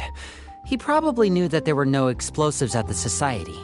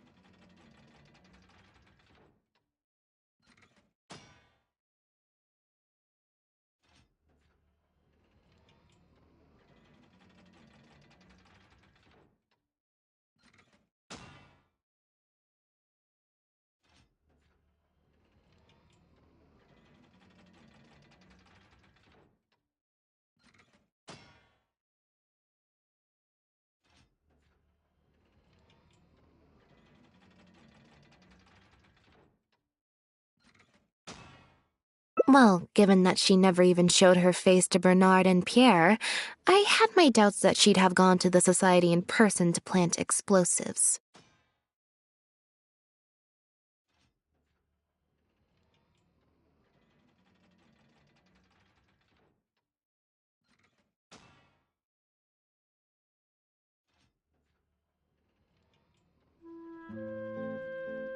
Thank you for your help, everyone.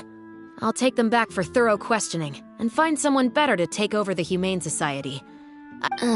If statements are all you need, can Linny provide them on my behalf? I still need to go back and explain some things to the crew.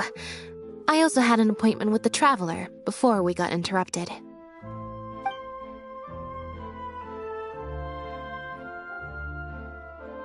Ah, so you do remember. Yes, I invited you to come over to our place.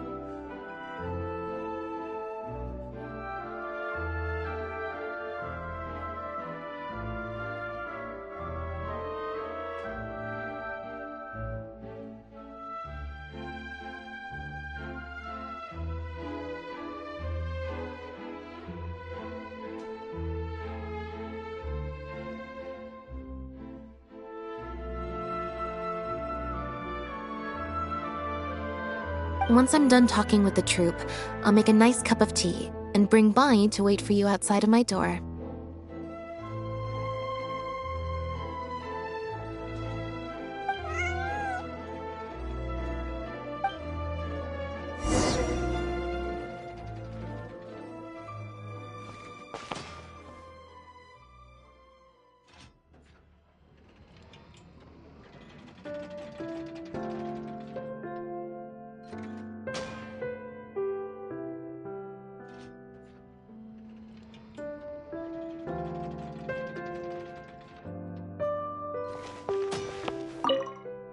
You can leave the rest of this to me.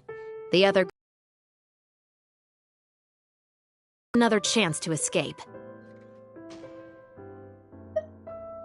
The materials have many other regular uses outside of being used to make imitation synth, so they're not immediately subject to being confiscated or destroyed.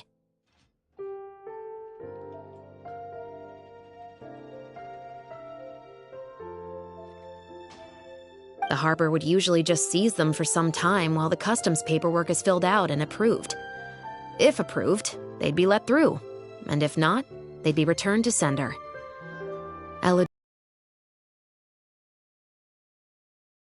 Before sending the whole shipment back to sender. Given that the foreign merchants who sent in the shipments were probably working with her in the first place, they likely just never reported the difference in what they... We will, of course, continue to investigate the rest of the details of this case. Now that we've caught Elodie, figuring out the whole scheme should just be a matter of time.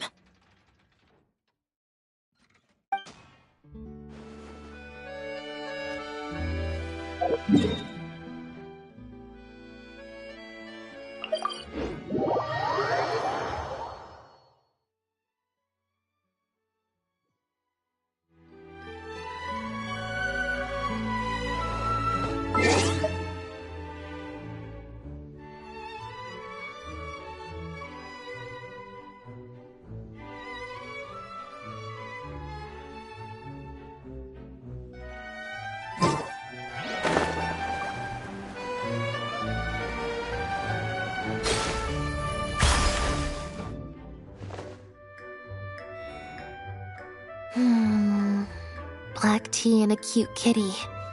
Truly the best combo for standby mode. Want some?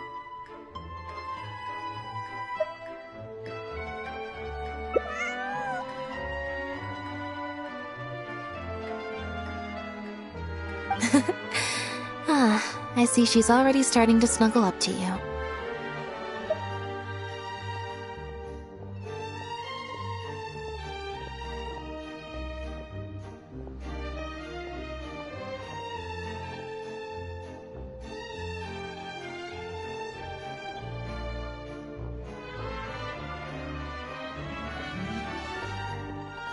Not at all.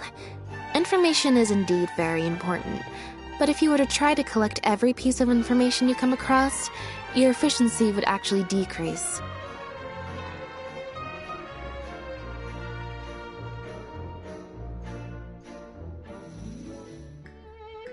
Plus, if you just think about it, what sounds more fun?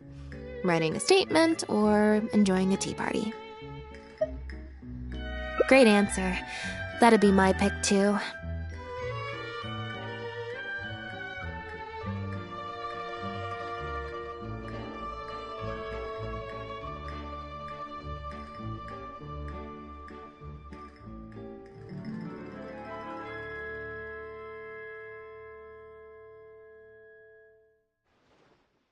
Had we not run into that case, we could have spent the entire day like this. But now I'm running low on both time and energy.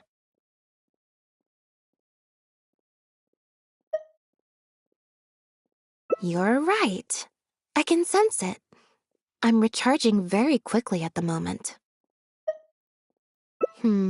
Something about her rubbed me the wrong way since the very beginning. But to be more precise, it was... Elodie tried to get close, but Bonnie deliberately dodged her. Maybe Bonnie had tried to evade her before at Pierre's base. Not everyone who likes cats is a good person. But if cats like you, you're probably alright.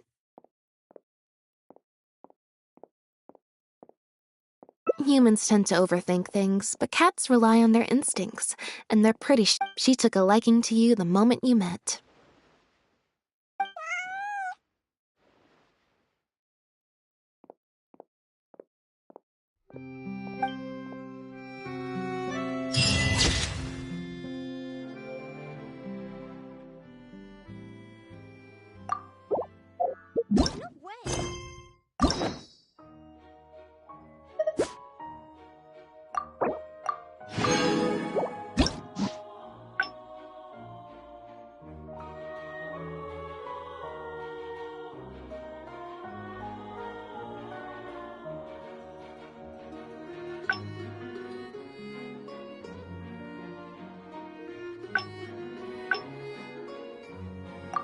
Melusines are beautiful creatures.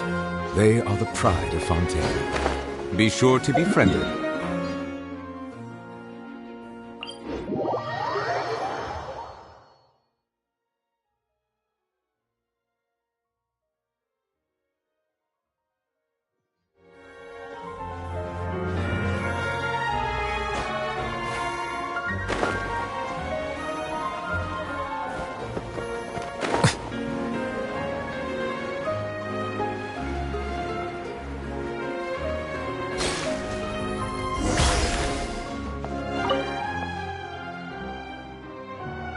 Now behave, and follow me.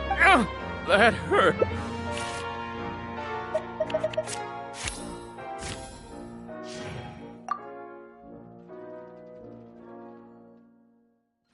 Is everything I still feel like the relationship between... Also, I've had this string... No good. I've still got nothing, and I'm nearly... Alright, I'll stop thinking about it for now. Let's go to the Humane Society before my energy for today.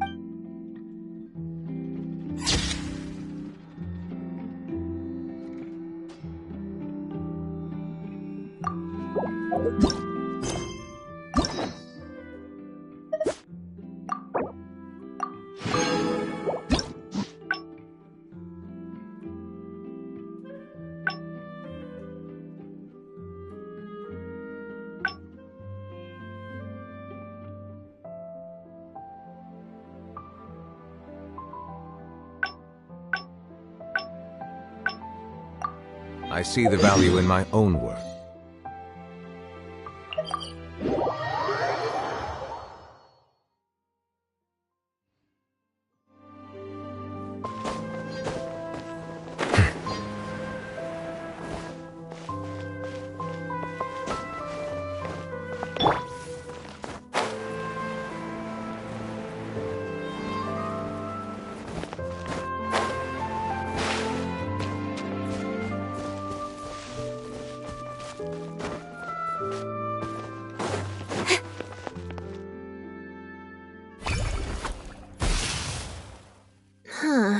I didn't like that. Was I using it wrong? Maybe if I just...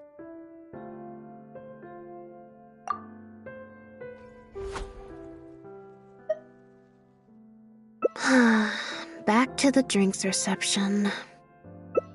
Nope, I said it was your decision. I'm not gonna waste any more energy dragging my feet. Besides, the drinks reception is technically part of the job as an official publicity. I might get sued for breach of contract, and that would be a huge pain in the butt. One other thing. Do you want to come with me? If you're free, I mean. Thanks.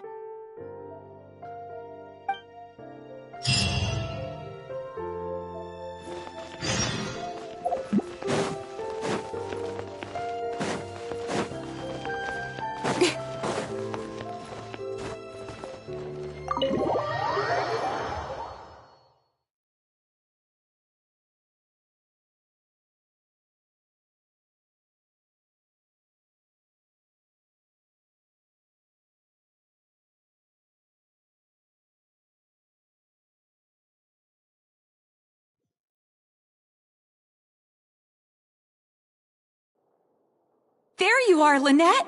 Where did you disappear to? Leone and I have been looking everywhere for you. Wait, where did you get the cat? I found her outside. Do either of you happen to recognize her? I don't think so. Could belong to one of the guests, I suppose. Fair enough. It was a long shot. So sorry we couldn't help you, Lynette.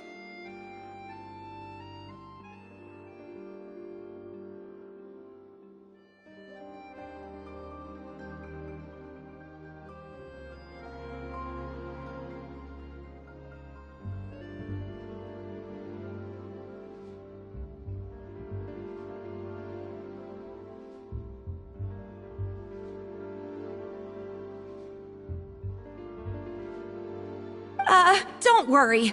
We'll ask around for you. Leone's probably just being forgetful. Maybe you could leave her with us. We'll take her to the reception desk and see if they know anything. And if not, we'll just keep... Sure. I would help, but I'm a little preoccupied. Sorry to dump this on you.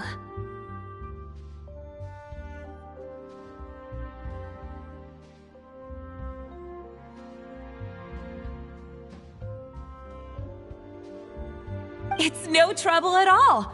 We're happy to help however we can. Also, if it's no trouble, I mean, could we maybe...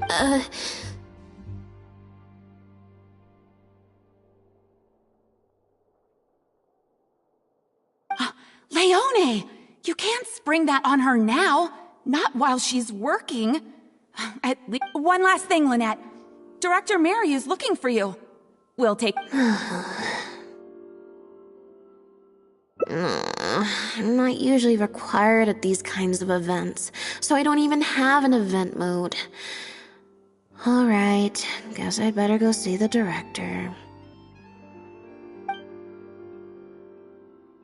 Spectacular choreography, a masterpiece of mise-en-scène, and the performance, oh my, groundbreaking, dripping with je ne sais quoi. My congratulations on another magnificent show, sir. Yes, I for one was particularly captivated by the clearly allegorical narrative undertones. The Lost Puppet shines a spotlight on the impact of technological advances in our modern society, particularly as they relate to changing modes of emotional expression and the challenge. Such a pioneering work, so far ahead of its time. A tour de force of avant-garde theater. I can already see the headlines of tomorrow's newspapers. They will certainly be singing your praise, Director. But it was a group effort, of course.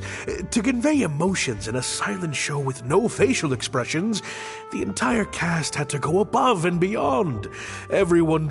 Speaking of the cast, Jillian, another strong performance from you in Director Mariu's latest show, as of course we've all come to expect from your numerous successful... That's quite an overstatement. I've only ever played supporting roles. On that point, you stated a few months ago in an interview that you were looking to secure a leading role in your next show. What led you to the decision to stay in a supporting role this time around?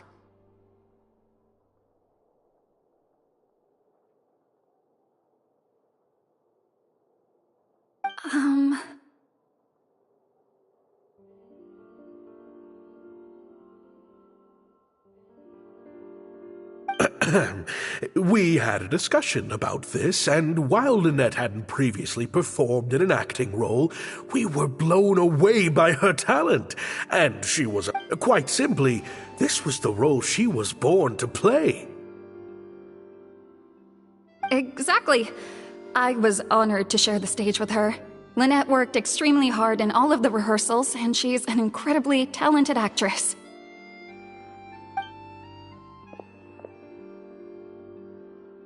Oh, Lynette's back!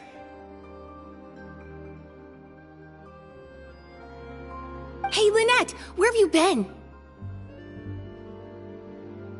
Are you in standby mode? Some reports say you switched that state to recharge after a show.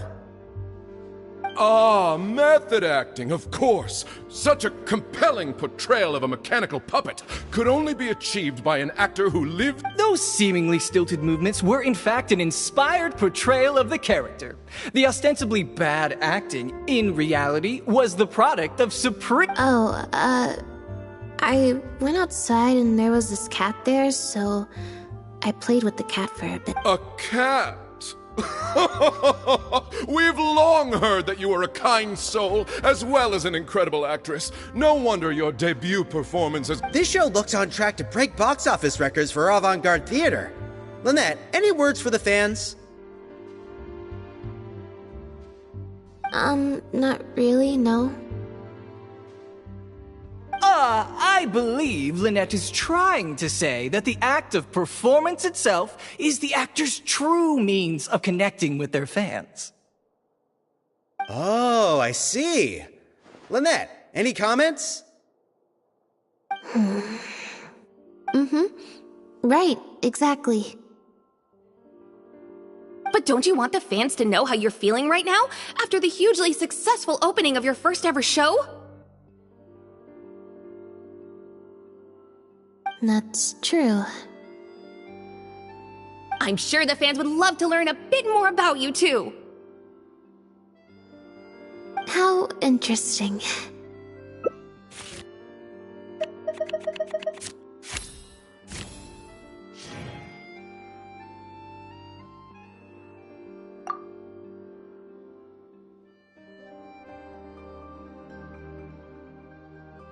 Lynette, how do you find acting compares with performing in a What does the future hold for you, Lynette?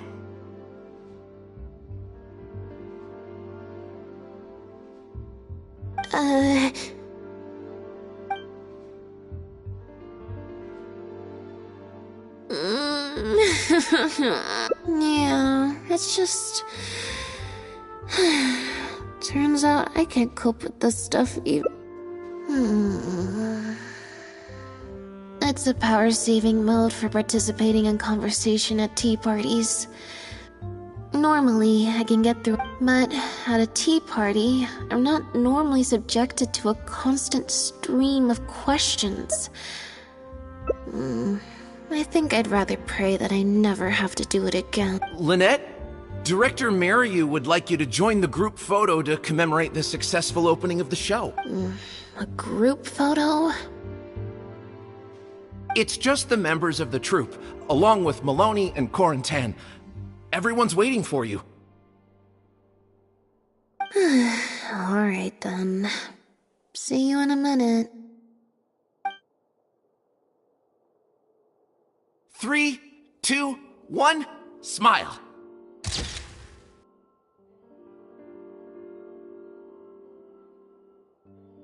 My thanks to each and every one of you here for your help in making The Lost Puppet a success. The group photo is already being printed as I speak. You can collect your copy from the first floor after the drinks reception concludes. May it serve as a reminder of this fabulous performance every time you see it. Marry you! Get over here. Let's have another drink. There's a few things I need you to glance over for me.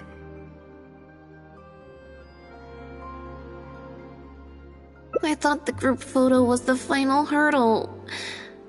Well, at least there's no more people hounding me with questions. I just need to find somewhere to switch to standby mode, and the time will fly by.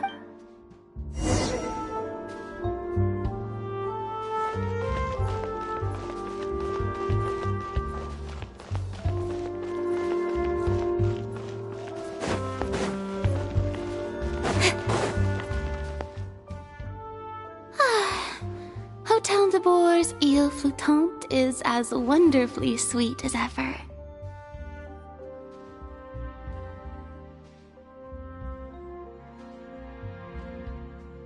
Traveler? Lynette? Oh, wait, hold on. What do you mean, managed to get an invite? I'm an expert in the dramatic arts. Of course I was invited.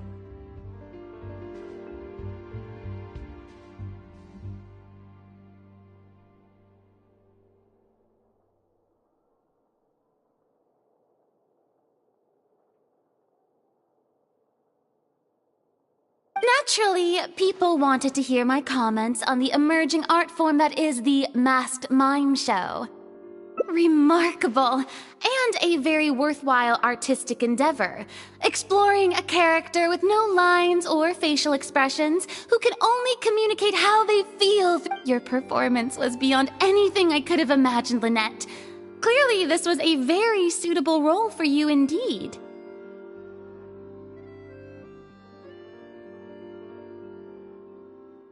Basically, I think I'd give it a positive review overall, just not as gushing as the crowd downstairs.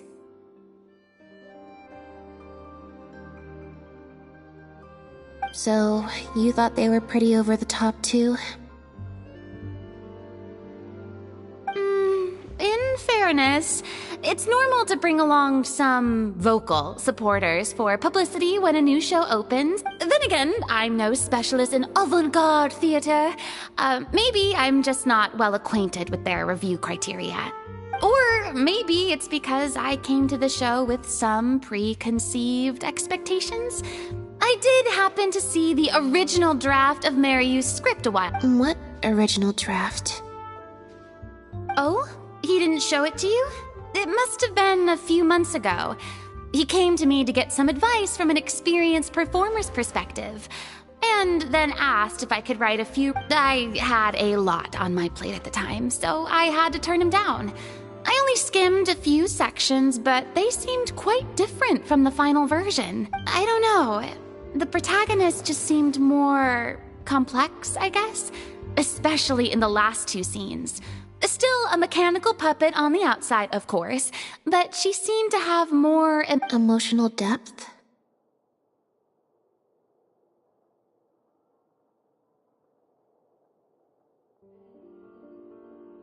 Oh, I'm just thinking aloud here. Don't take it to heart. Besides, a script and a play are two very different beasts. There are so many fine details to consider when turning a story into a stage production. More especially with a novel art form like a masked mime show. I'm sure Mariu had his reasons for the changes he made.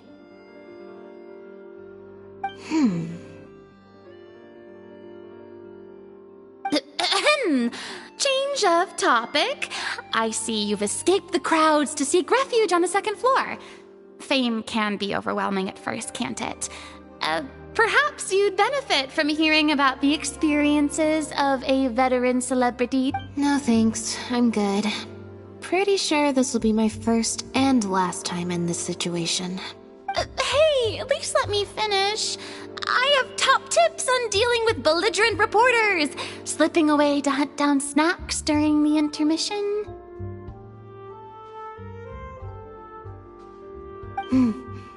Tell me everything.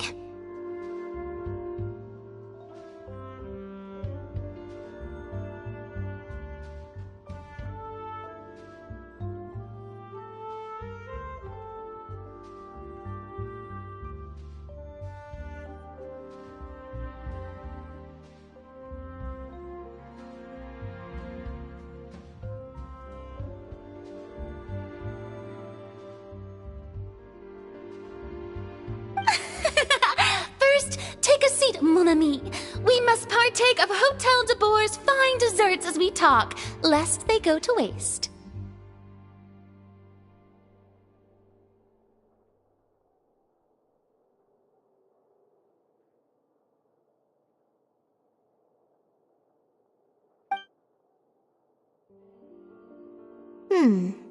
That was very educational.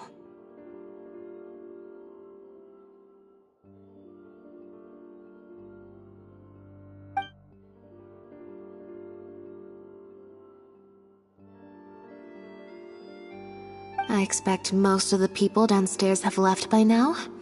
Time to grab my copy of the group.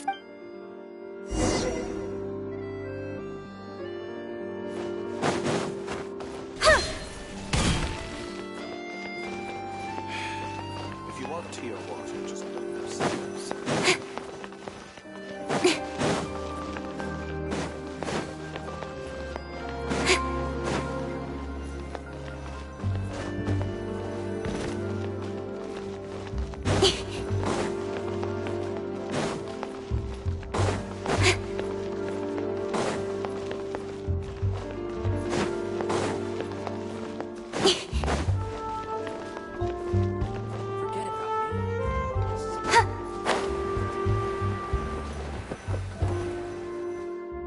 The photo must be in this envelope right here. It's finally over. Thank you for sticking around for so long.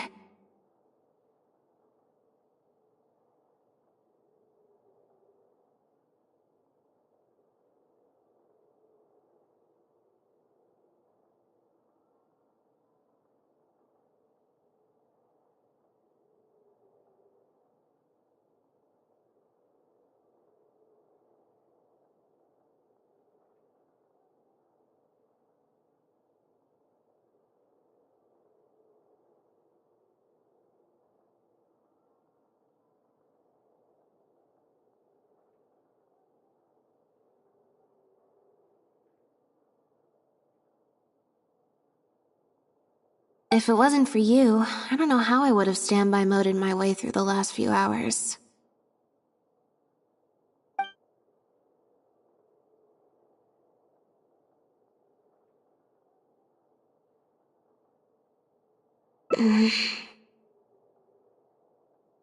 It's fine. It's just... It was such a minor thing.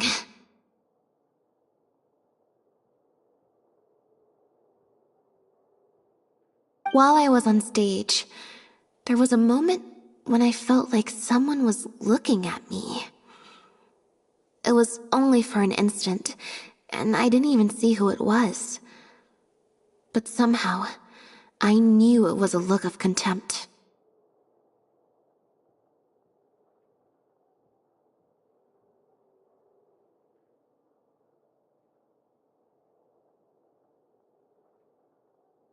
I got a vague sense of it again during the reception.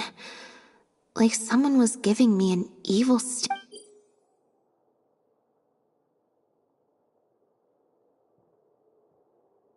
Normally, I'm used to lurking in the shadows on the stage and spying on other people. So, it was strange. Feeling like I was the one being spied on this. Or someone just took a disliking to me for no real reason. Sometimes you can like one person and dislike another for equally pointless reasons. Okay, problem solved. I'm gonna take this envelope and go home now.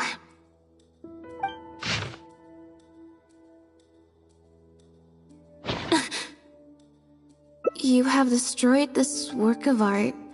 Step down from the leading role at once.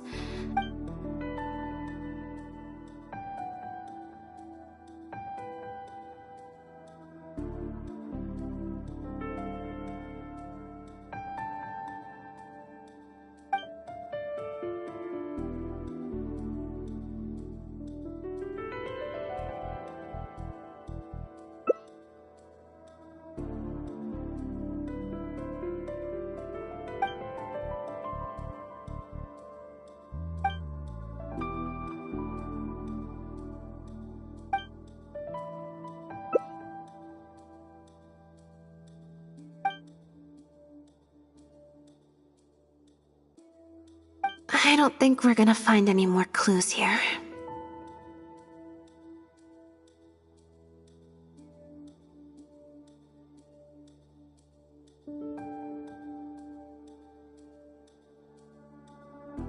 Yes, let's. Whatever destroyed means, it could have something to do with the original script that Farina mentioned.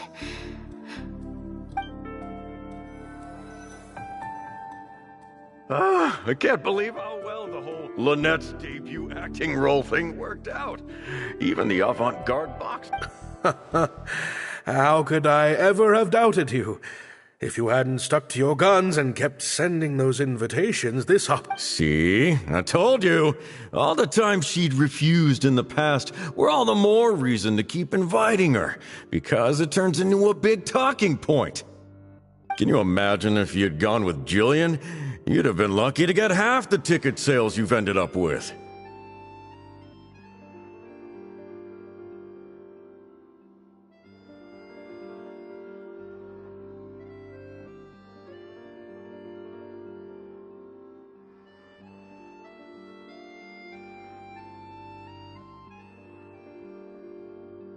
True. Well, Jillian still needs to get a few more productions under her belt.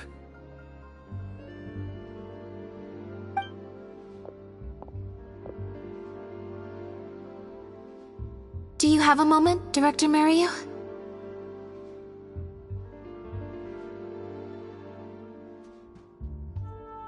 Oh!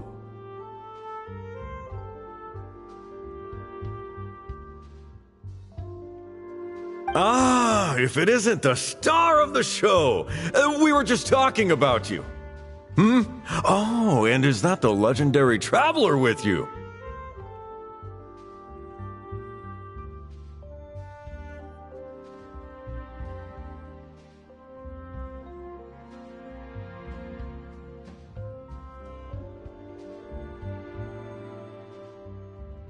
I'm guessing you're here to discuss the show with the director? Oh, you're a talented and hardworking actress, Lynette. It's no wonder you're getting such rave reviews.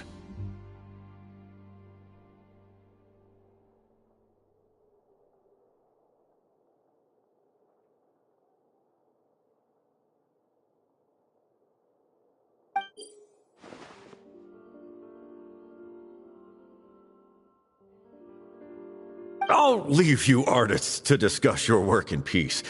Mary... I certainly will. Lynette carries the fortunes... Mr. Maloney. An investor or something, I think. I've never... So, what can I do for the two of you? I'm afraid I'll have to dash soon as I'm meeting some friends from the news... We heard that the original script for The Lost Puppet was quite different from the final show. I'm kind of curious to know what the protagonist... Oh! Well, this is a surprise. I didn't think you'd be interested in that. It's not uncommon for scripts to undergo major changes as they're being brought to the stage. But I'm afraid there's not much to tell you in this case. The protagonist has stayed the same from the beginning to end.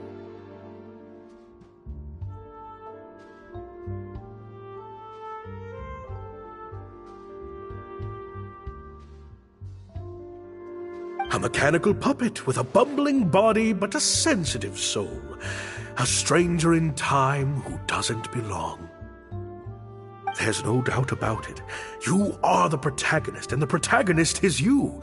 The success of one is the success of the other, and that's what makes... Sorry, you've lost me. Can you put it in plain words?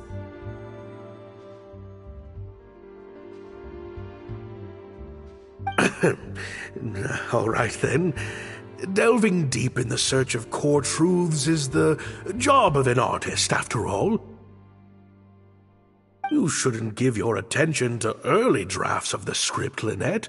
All it would do is sow confusion where you already have clarity. The current script is the final version because it is the best version, and your performance best brings that script to life. Why, if it weren't for you... What letter? Oh my goodness!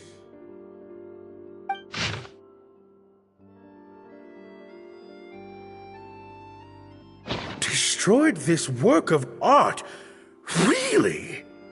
Well, Director Mariu, any idea who might have written it? No. Who on earth would write such nonsense? Absolutely not. Without Lynette, this show would be over. Everyone's hard work would go to waste. No, there's no way that this is someone from the true... Yeah, maybe Jillian could fill in for me for a while. What? No way, out of the question. The protagonist has to be played by Lynette. Jillian can't... She's just not what the audience is looking for.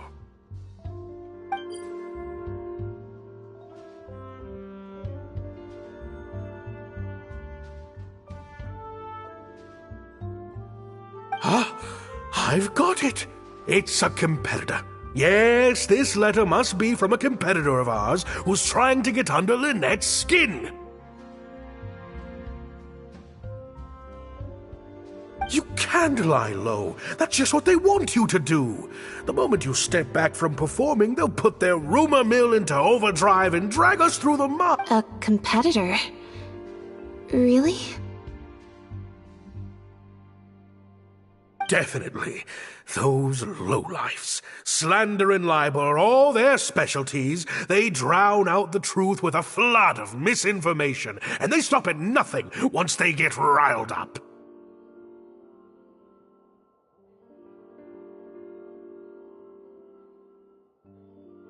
Oh, there's so many of them out there. Fame always seems to attract haters, no matter what you do to try and keep everyone happy. But don't worry, I will get to the bottom of this. Stay strong, Lynette, and keep up the good work on stage. I have to go and meet my friends from the newspapers now, but rest assured, I'll be discussing countermeasures with them. So, a competitor, huh?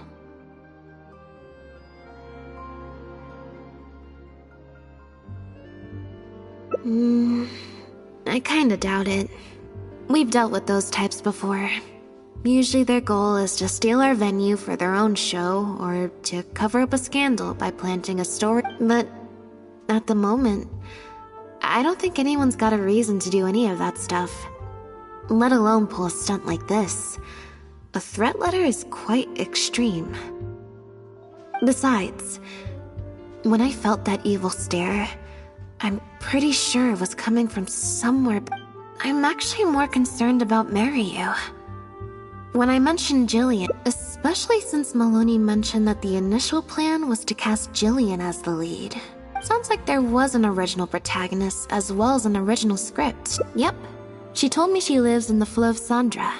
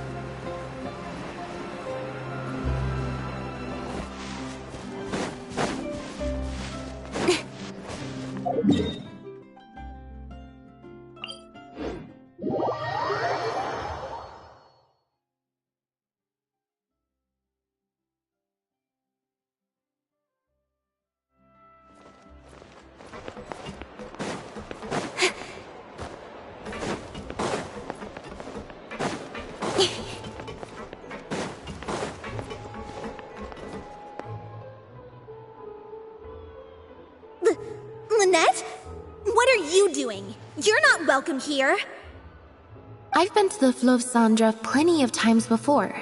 This is the first I'm hearing about me not being welcome. Things are different around here. You might be used to a crowd of bootlicking morons fawning over you wherever you go, but not down here. We know. Bootlicking morons?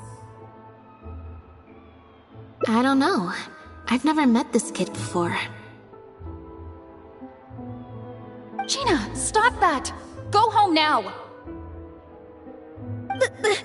Jillian! No buts.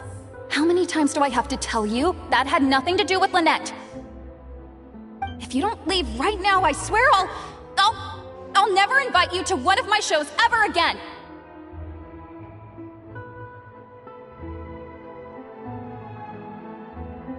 Jillian! I...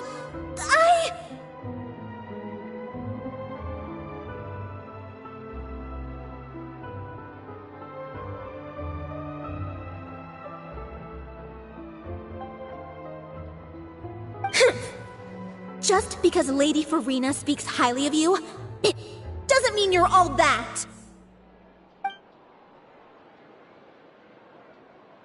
I'm so sorry. Gina's always been a strong-willed child. That's why I never let her visit me at work. It's okay. I have younger siblings too, so I get it. If you let angsty kids get you riled up, they'll drain all your energy. So don't worry, I won't let it get to me. Well, the situation's a little different in this case, but still, thank you. We heard about it from Maloney.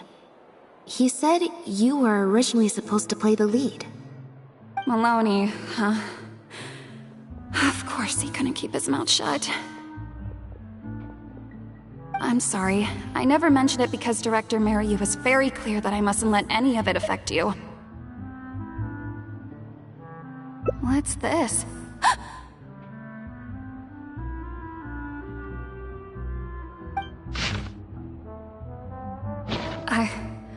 I don't know, who would do something like this? Don't be scared, Jillian. Just tell us what you know. Okay, I'll try. It's true. I was originally cast as the lead in The Lost Puppet. I've worked with director Mariu many times before, but only in minor roles. The audiences and critics never had much to say about me. A few months ago, Mariu started working on a new show, so I plucked up the courage to ask him if I could take the leading role. He was hesitant, but he agreed to let me try for the part. We did a few rehearsals, everything seemed to be going okay, but then... There's been a change of plan, Jillian. Lynette? But she always turns these things down, doesn't she?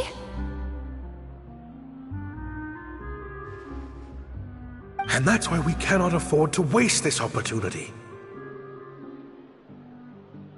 Jillian, I understand how you must be feeling.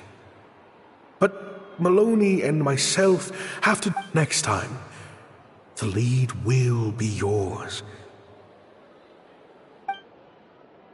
I was incredibly disappointed at first, but I also know full well that I don't have Lynette's star power.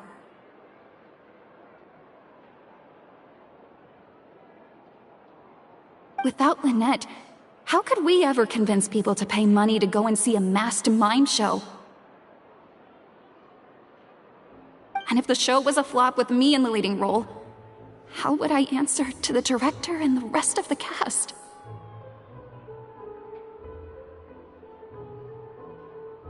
Then, I got to meet you on stage and found that you're really down to earth, in a way that not many celebrities are. You were whatever disappointment I had left at that point, I certainly wasn't about to take it out on you. By wasn't bad, you mean it wasn't great either. So, I'm guessing Mariu changed the script to simplify the protagonist. He did make some changes to the script, yes. Jaik, one of the other actors. He likes to collect Dr. Mariu's old drafts because he hopes to be a director himself one day. He also lives nearby. I can arrange for you to meet him at the tavern. Makes sense. I always see him talking to Maryu.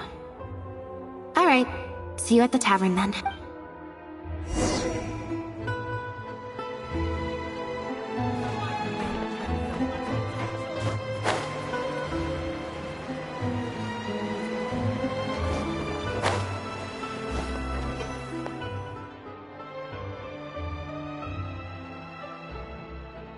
Sorry to keep you waiting. Jillian brought me up to speed on the situation. I'm here to help however I can. Here, this is the script you're after. That's always the way with pen and paper drafts. Even the final script is full of last-minute changes by the director. There should be a cleaner copy of the original script in here somewhere. Sorry, it's all a bit mixed up. I just grabbed the whole stack of paper since I was in a rush. No problem. Now activating search mode. I'll go through one page at a time. Just say what you mean. No problem's too big to solve.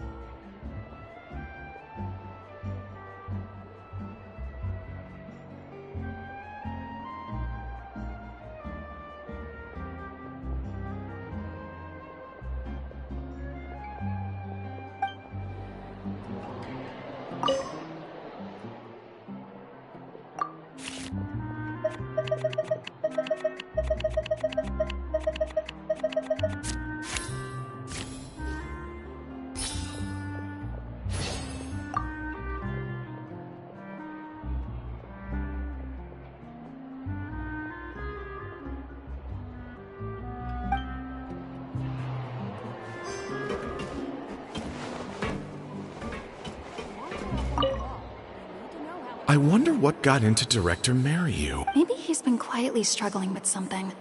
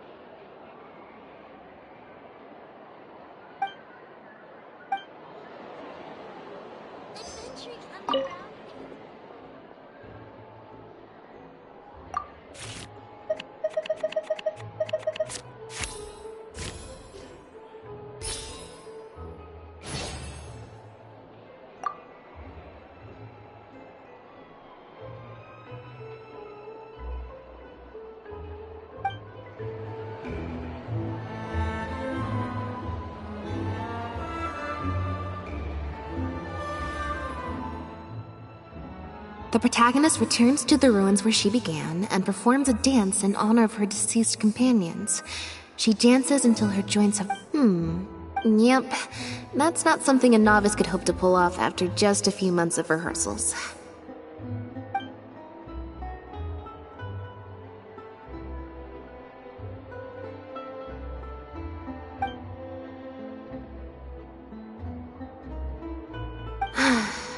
Frankly, I think that the original script is... Jillian, shall I go tell Maryu to put you back in...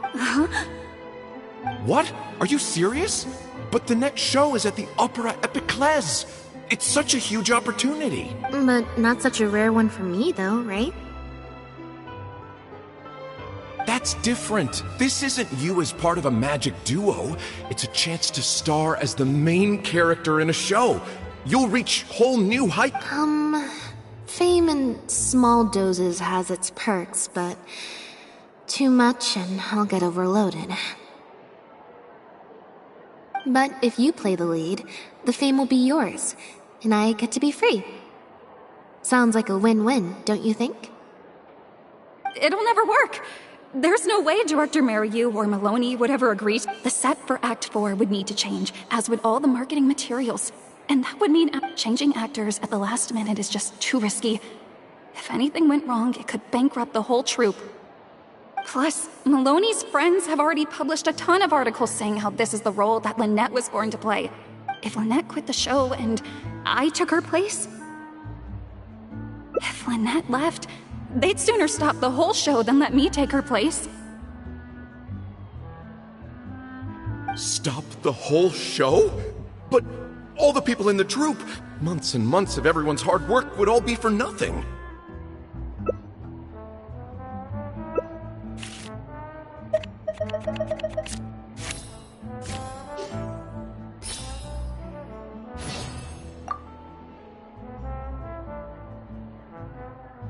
You do? What is it? That's a bold plan. I'm in. You know, it's a little crazy, but it might actually work. No way! It's not worth taking such a huge risk. Jillian, you said before, whatever disappointment I had left, I wasn't about to take out on you. In other words, that disappointment is still there, but you've kept it bottled up inside. Be honest. You still hope to play the leading role, don't you? But the thought of putting so many people out just for my sake? You think they'd be put out? That's not how I see it. Jillian, you were more dedicated than anyone during the rehearsals for the original script. We all saw how hard you worked for this role, and I think you know that unless we decide to make a stand here, the path we're on is only going to take us further. So take it from me. You would not be putting us out. Not one bit. You guys... Okay. Let's do it. I will play my part. Yes! I knew you'd come around. All right. I'll let the rest of the troupe know, and we'll start preparing immediately. Wonderful. This solves everything. Wait, but what about the threat letter? Do you have any idea who sent it? As long as we stick to the plan, I'll give up the lead role, so it won't matter anymore, right? But surely you want to know who it's from. If they're out there and no one's keeping an eye on them, what if they come looking? I doubt they will. It's supposed to be a threat, but they didn't even say what would happen if I don't meet their demands. Plus, the handwriting is kinda childish. But who knows? Maybe it was just a fan of yours having a moment. A fan? Of me? Maybe there's someone out there who really appreciates your talent, even in the supporting roles.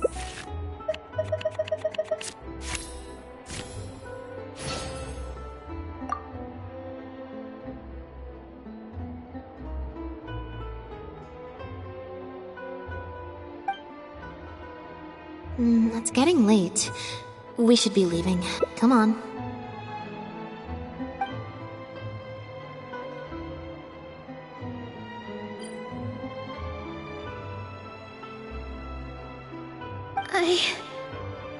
I'm such an idiot. Sorry for manhandling you. You looked like you were seconds away from figuring out who sent the letter, so I had to act fast. Nothing gets past you.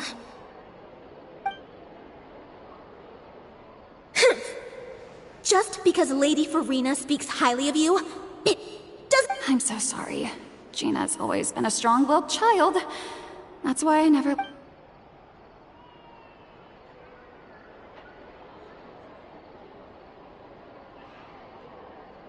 I guess she must have snuck into the drinks reception and overheard our conversation with Farina.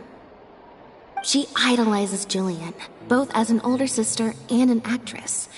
And she watched as the dream role Jillian had. To make matters worse, all the critics were hailing this amateur as a perfect fit for the role.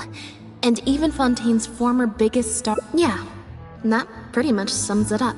Like I said, getting angry at angsty teenagers is draining. Besides, if it was my younger brother or sister and they found out I'd been treated unfairly or had an opportunity stolen from me, I was in Jillian's position once. Back when Linny and I were starting out, before we got famous, so I can understand Gina's frustration. Still, she could definitely use some pro tips on— No, the way she looks at me is indignant, frustrated, but not malicious. Plus, she didn't even try to hide how she felt. Whoever was giving me that evil stare was backstage.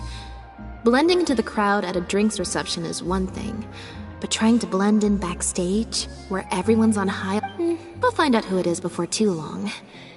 In 2 days' time, at the next show, I think it will become very clear. On that note, guess I'll see you at the Opera House. People here really need to get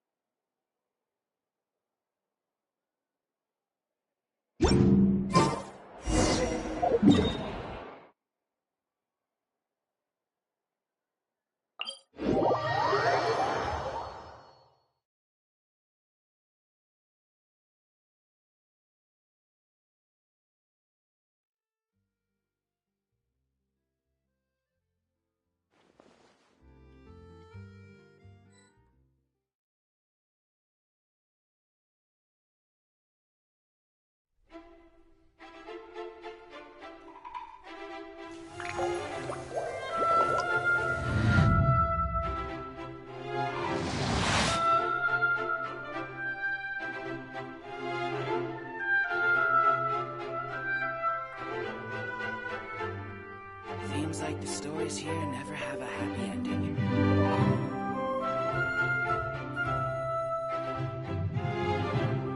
Melusines are beautiful creatures. They are the pride of Fontaine. Be sure to befriend them and cause them no harm.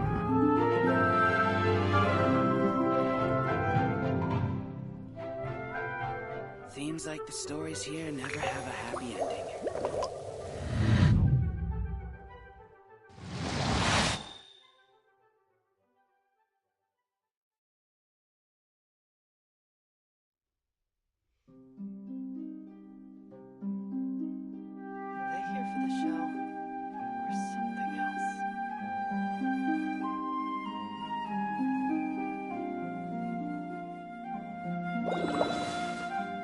Seems like the stories here never have a happy ending.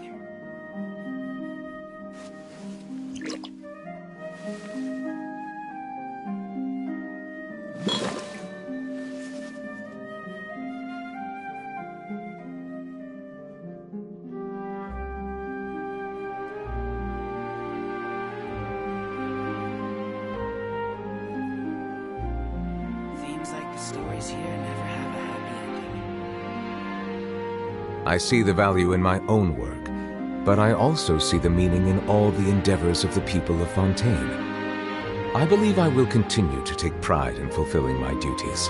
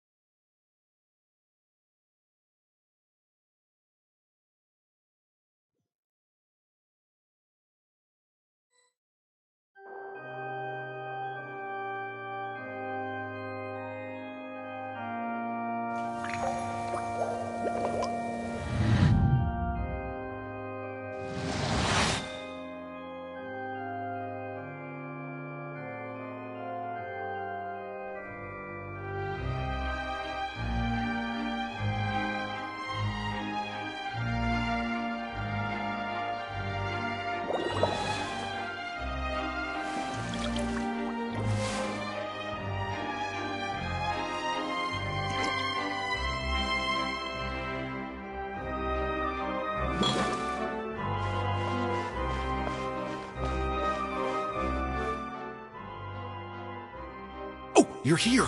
Lynette and Jillian are busy getting ready, so please come with me.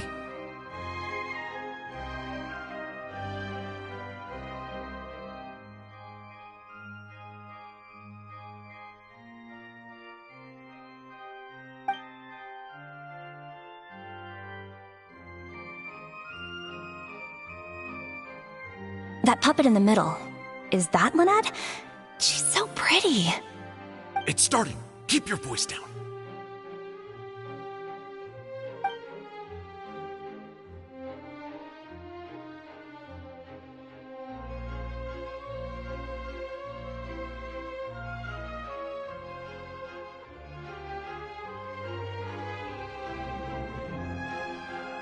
Wow, I thought it would be hard to follow, but in the end it was actually very clear. Even though her face was expressionless and she didn't speak the whole time, I felt like I could really understand how the protagonist was feeling.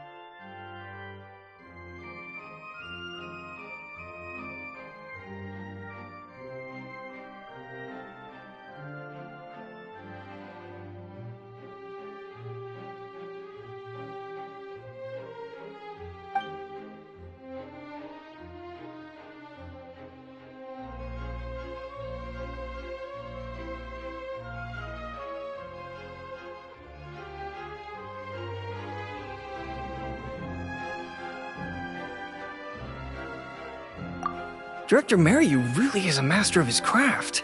And so is the actress in the lead role.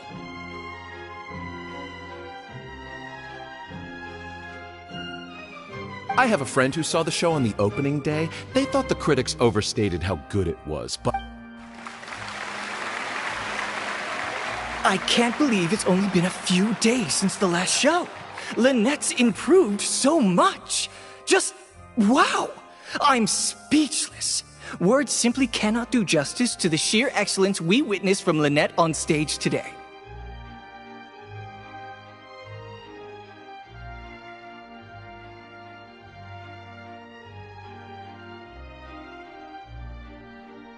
Your penchant for the hyperbolic strikes again, Amory. Clearly you weren't at a loss for words when you were writing your article. I saw you hand it to the journalist. Trying to get your critique into the papers the moment the show is over, are you?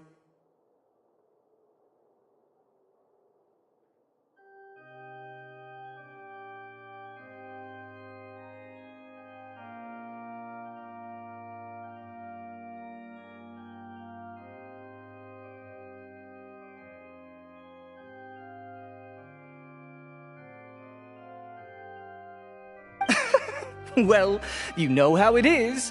The early critics get all the readers. Wouldn't you agree, Mariu?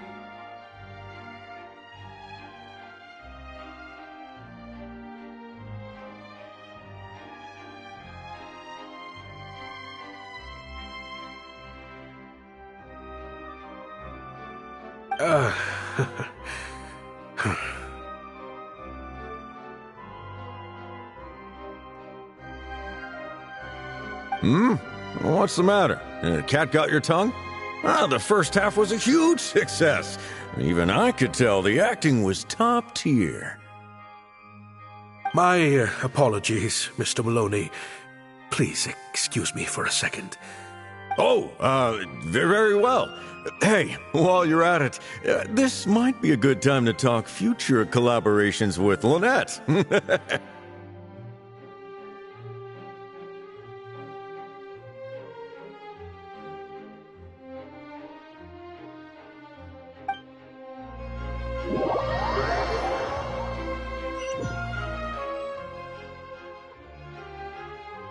Are you guys sure this is gonna work? What if Director Mariyu pushes back?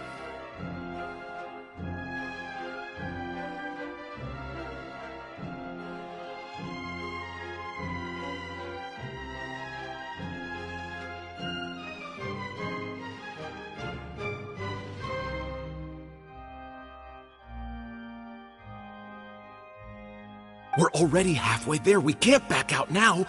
All we need to do is stick to the plan.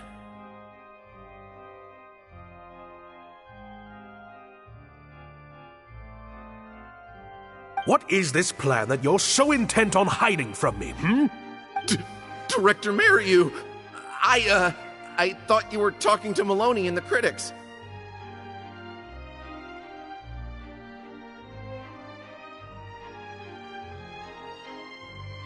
Korantan and Armory have both finished their articles. I went to greet them as a mere formality, but you seem to have availed yourselves of my absence during the first half to defy me. Was that really Lynette playing the lead role? Ta-da!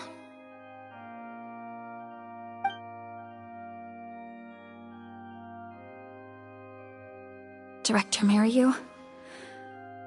I was the one playing the lead role just now. I switched costumes and masks with Jillian so that I could be the protagonist's companion and stay out of the limelight. Lynette, why on earth would you do this?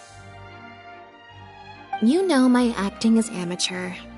The only reason I'm being seen as a pro, let alone a pioneer, is because you have critics. If they'd seen me in the leading role during the first half, they wouldn't be expecting anything more. But if you force me to play the lead in the second half, they'll be wondering, why is the actress suddenly giving such an underwhelming performance right at the climax of the... These are just some of the questions that will be on everyone's minds during the second half. And those questions will follow them out the door. There's only one way for you to save your reputation. And that's to keep Jillian as the lead all the way to the end.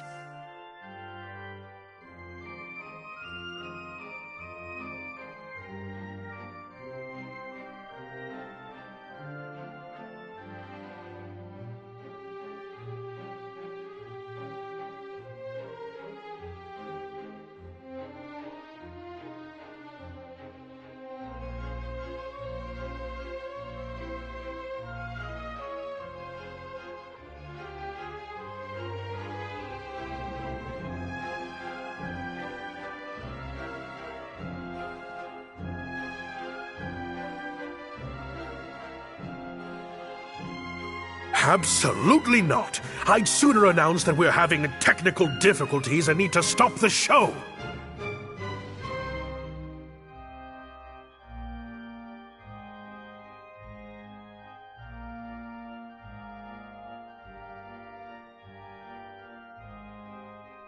If I keep Jillian as the lead for the second half, what do you think will happen in the curtain call when she takes her mask off? Everyone will see that we've changed actors.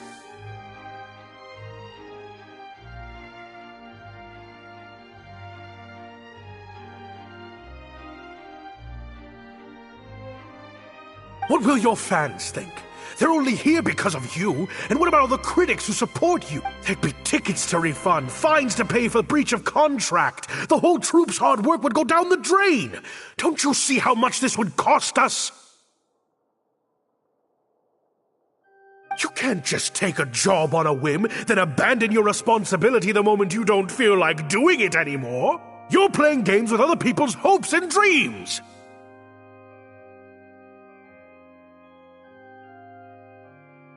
Director Mariyu, please. You're not being fair to Lynette. Actually, Jillian, he's half right. I did kind of take this on a whim. But my responsibility here is making sure you get back the role that belongs to you.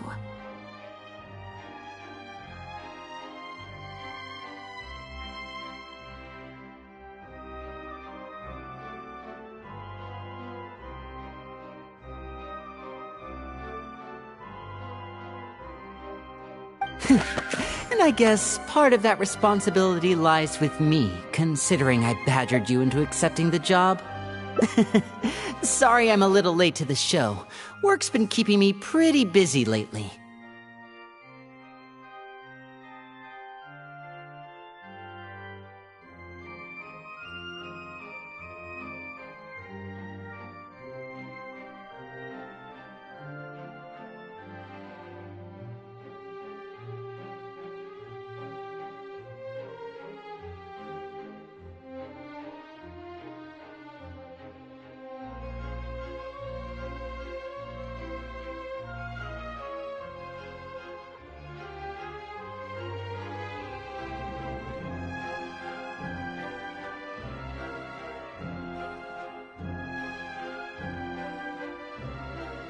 Lenny? What do you want? Do you think you can snap your fingers and make all my problems magically disappear?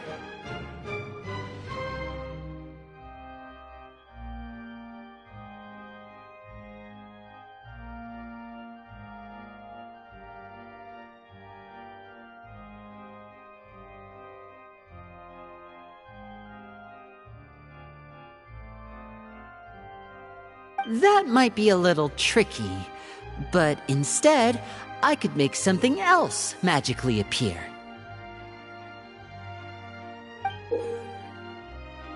What's this? A draft complaint letter, my contract, your legal fees, reimbursement for the tickets, and an advance on the penalty fee for breach of contract.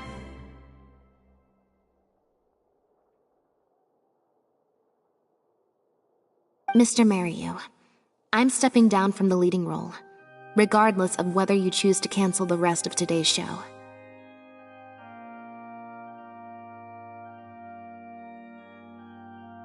If you do suffer unforeseen financial losses from this, you're free to seek damages as per the contract. And if you want to file a lawsuit, there's a draft here that you can use if you need it.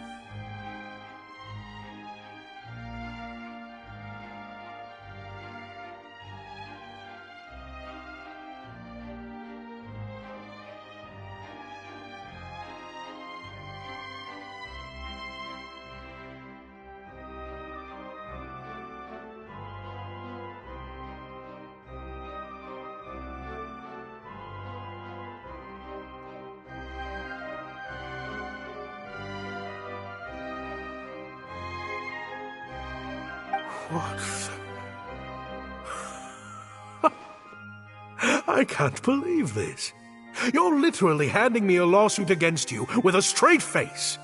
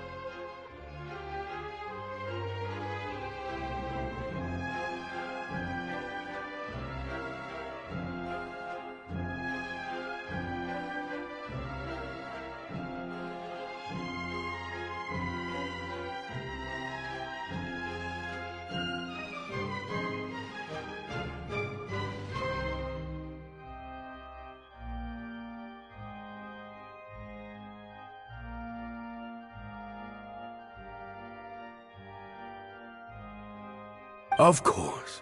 All this Mora, it's a pittance to you, isn't it?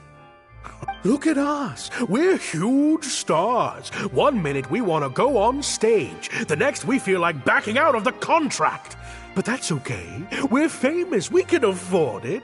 You have no respect for other people's work. You're treating other people's hopes and dreams like a big joke.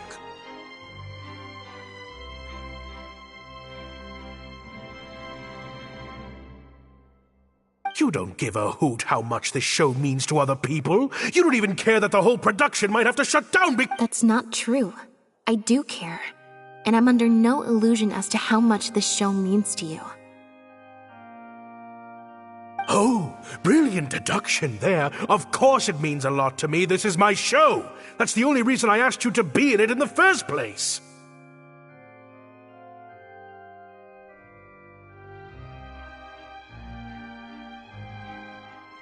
Really? Then why do your eyes tell a different story? The way you look at me, it's full of contempt. Almost as if I've destroyed your work of art. What? I would never think that. A couple days ago, I asked some associates to do some digging for me. I was interested to know who else you invited. Surprise, surprise. Turns out that all the other famous actresses you asked either had prior commitments or weren't a good fit for the role. They all turned you down. And I would have turned you down too, if not for an unlikely set of coincidences. You didn't send those invitations because you were looking for a better actress than Jillian, but because your investor wanted a big name in your show, right? Director Mariyu. To get Maloney on your side, you chose to make Jillian the understudy, and then look for an opportunity for her to take the lead. I bet you were torn at first, weren't you? Do you stick to the tried and tested formula? Choose Lynette, Or do you choose Jillian? So that you and your longtime collaborator can stage the show of your dreams. Oh, I didn't betray myself. You mentioned prior success and fame earlier, but you're a well-known director yourself, with countless works to your name. Wouldn't that make you successful too? Or maybe, deep down, none of your current achievements really count as success to you.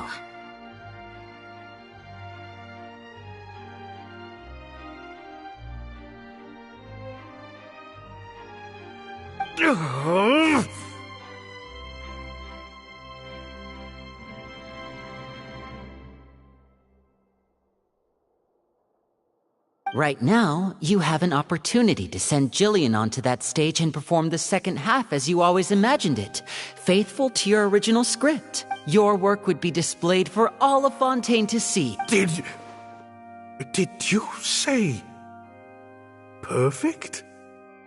Or will you act now before Maloney and the critics can protest and make your dream come true on the stage? And Jillian's dream. The whole troupe? Director Mariyu? Actually, most of the money Lenny brought came from us. We all chipped in. We've worked with you for many years now. Your troupe has been here for you all the way from the empty theaters where we first performed. We watched as you slowly started down a path you used to despise.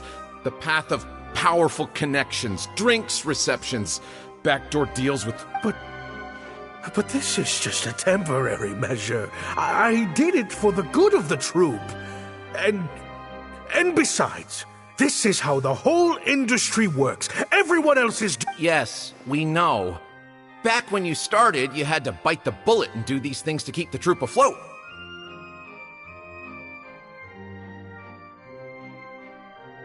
But then what happened?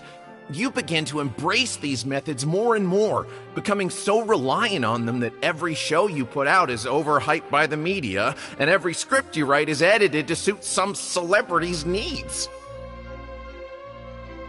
Surely you must have noticed what's happening. While we've been performing at bigger and bigger theaters with each show, the applause is getting quieter and quieter each night. Maloney's friends are sycophants. They don't care if the audience is disappointed because the show doesn't live up to their glowing reviews. They praise the things they like and skirt around the things they don't.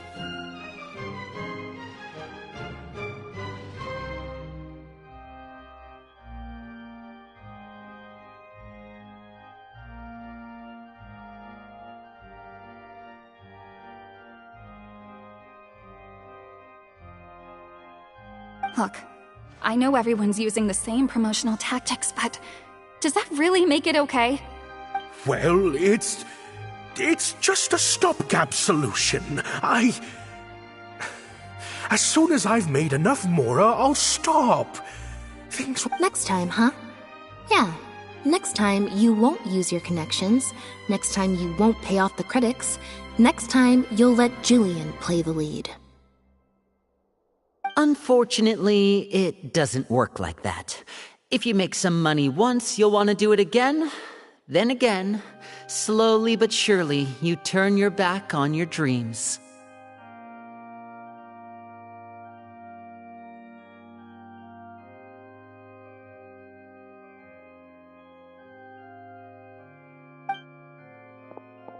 I won't turn my back on my dreams any longer, Director Mariyu. Never again. Me neither.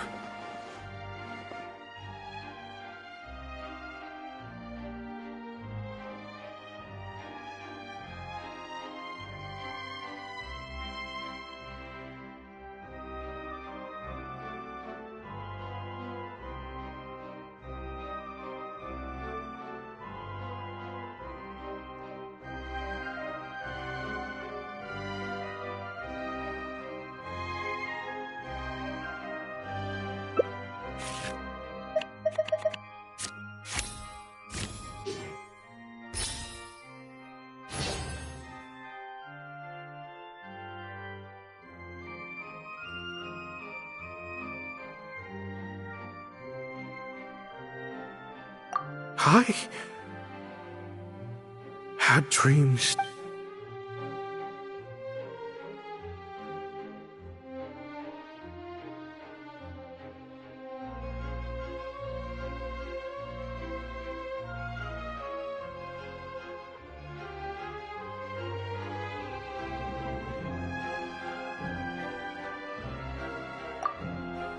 Huh. The plot here seems a little different from what the review... The protagonist wanted to return to the stage, so the puppets replaced all her parts with the latest ones. And in the end, she forgot herself amidst the applause and... Hey, no spoilers! Huh? Wait. Oh, Archons. Please let this work. No need to be so nervous, Director Mariyu.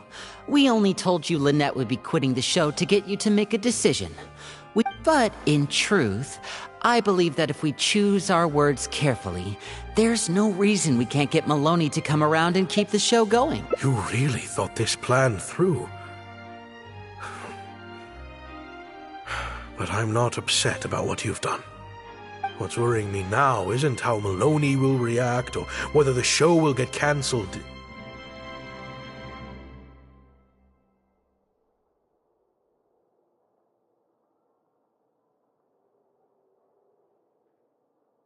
It's the audience. I've always thought the original script is better, but will it move them like I've always hoped? When Jillian does her curtain call, will they applaud her?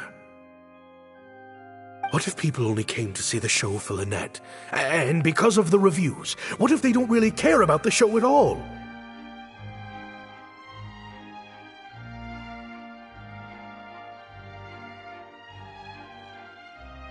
It feels like I've been hiding inside my safe little castle for too long. And now I'm scared to go. We're right here with you. We'll watch it to the end.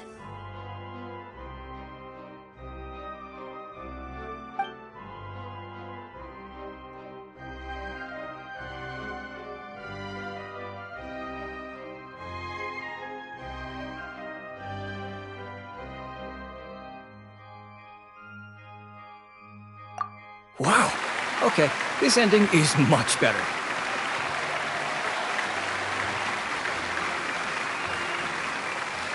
I love how they brought back the set from Act 1 and gave it a whole new meaning. What a fantastic twist. Time for the curtain call. It's the moment of truth. I could always leave my mask on. No one would ever know.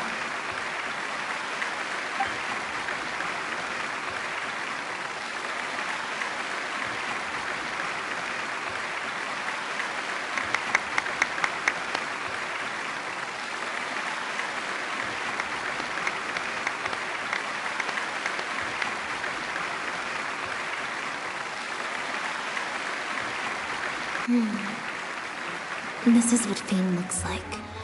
When it's...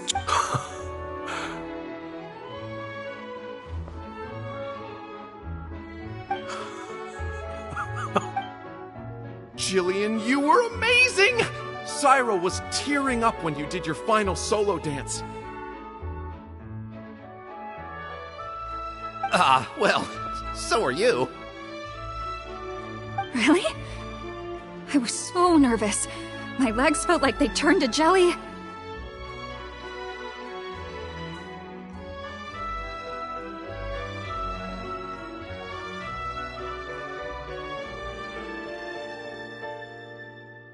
What looked like an actor unsteady on her feet was in fact a poignant expression of the protagonist's frailty in her last moments.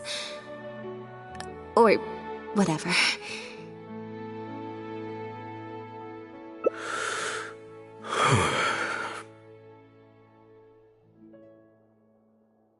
Hey, Mario! What the heck was that?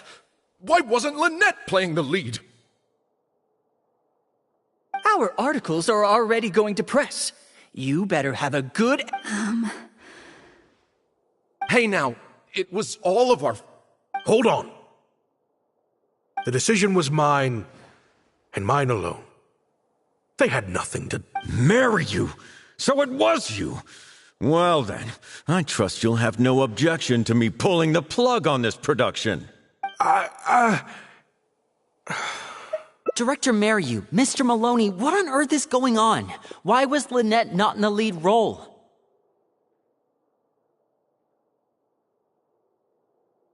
It took a lot of convincing from me for her to accept the role, and I had to turn down some big work opportunities to come and watch her performance today. You have some explaining to do. Lenny, it was all his idea. Marry you. Explain yourself. Wait. Lenny, as a matter of fact, this was a piece of performance art. In this play, the masks and costumes serve to obscure the differences between characters, and by extension, the difference between human and machine.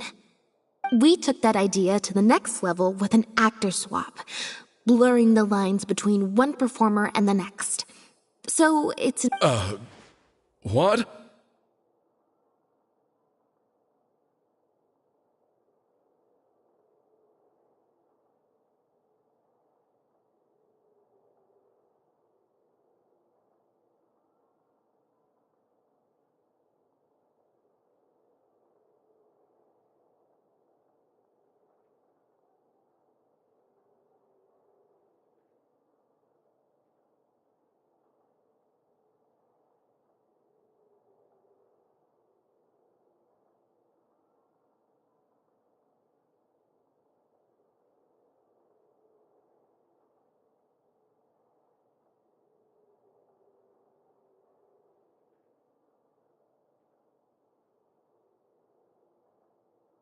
It's similar to deceiving the audience in a magic show.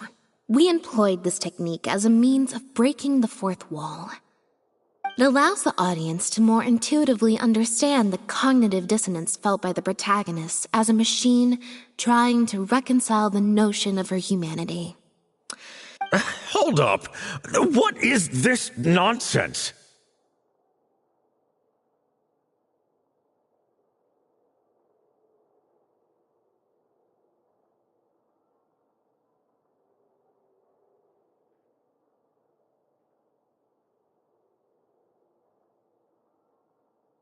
Oh, I see.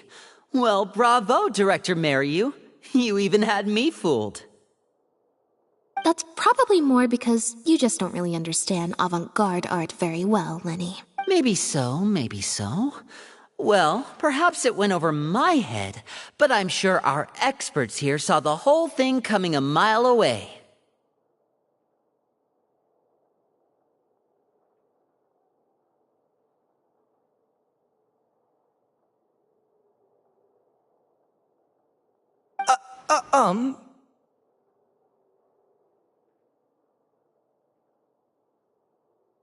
You must have worked it out by the end of the first half, surely.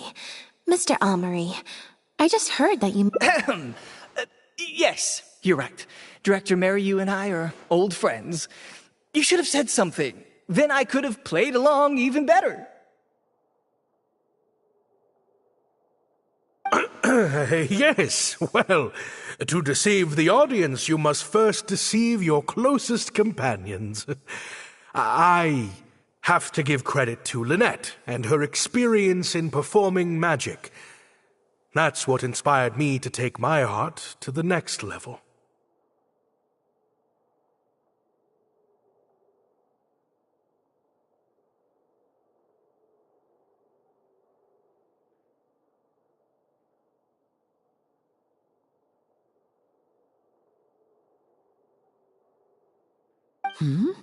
You mean your show was partly inspired by Lynette's background in magic? Well, in that case, I'll have to plug it to everyone I know. Unfortunately, I think Mr. Maloney is... Cancel the show? Mr. Maloney, is this true?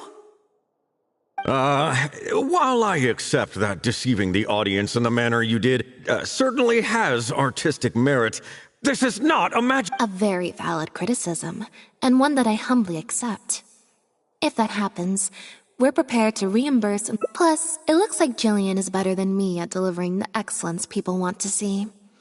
I'm sure audiences will be very happy with the show if she's allowed to stay in the leading role. Maloney, I believe there should still be time to tweak my article. Oh, one other thing. We managed to get a meeting with Lady Farina earlier. Anyway, she agreed to write a review focusing on Jillian's performance and the quality of the show as a whole. And I'm sure today's audience will be discussing her performance too. There's sure to be a variety of opinions.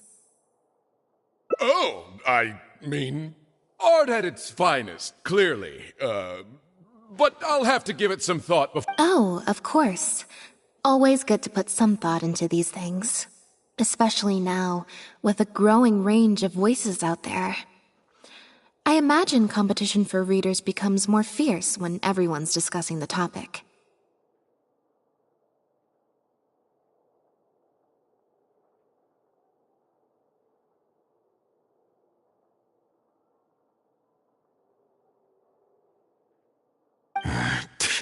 Corentan, Amory, let's go.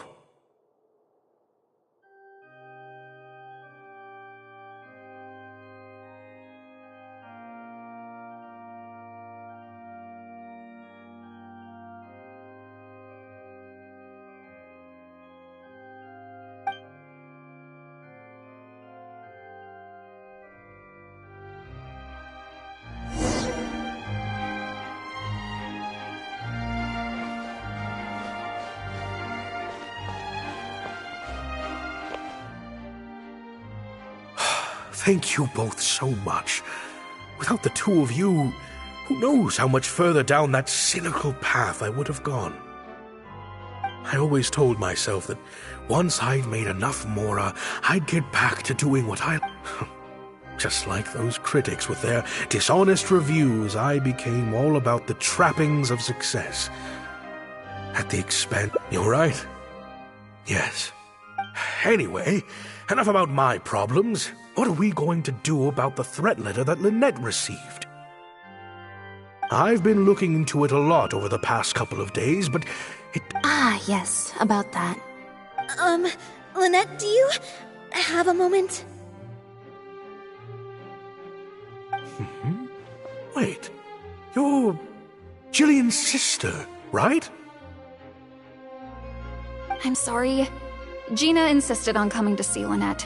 I couldn't stop her. Lynette, I'm sorry!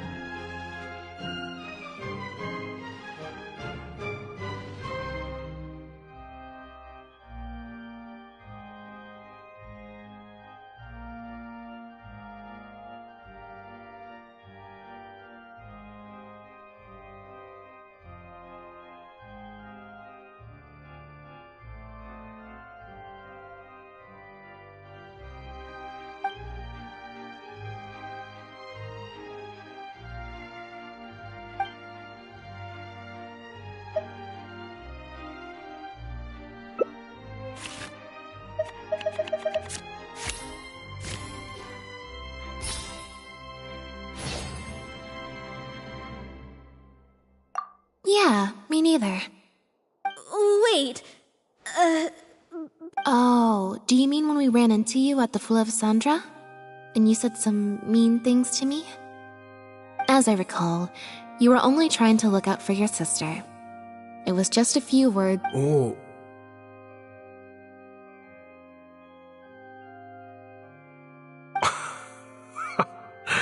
I see. Well, it's... I understand that feeling of wanting to stand up for your family when they're being mistreated. Really, I do.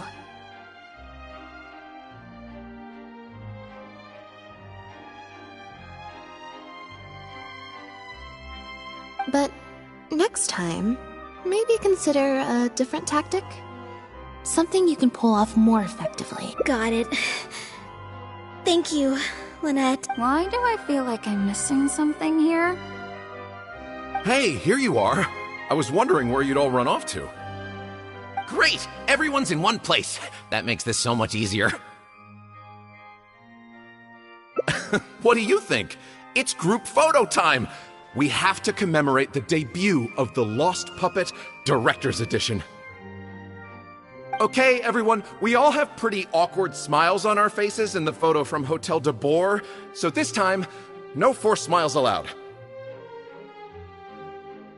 Oh, am I really not allowed to force a smile?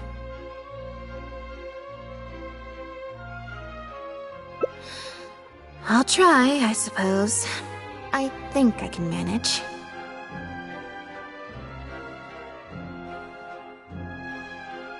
Lynette, Traveler, come on! You two should be right in the middle.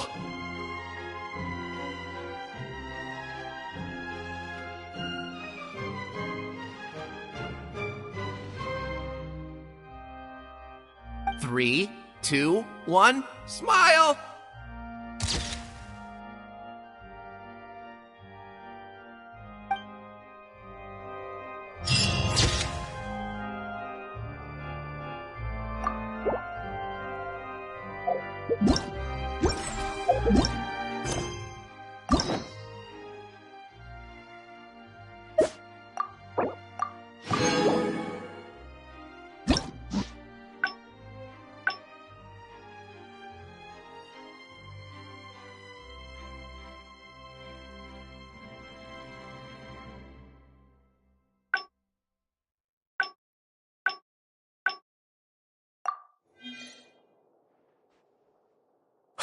Thank you both.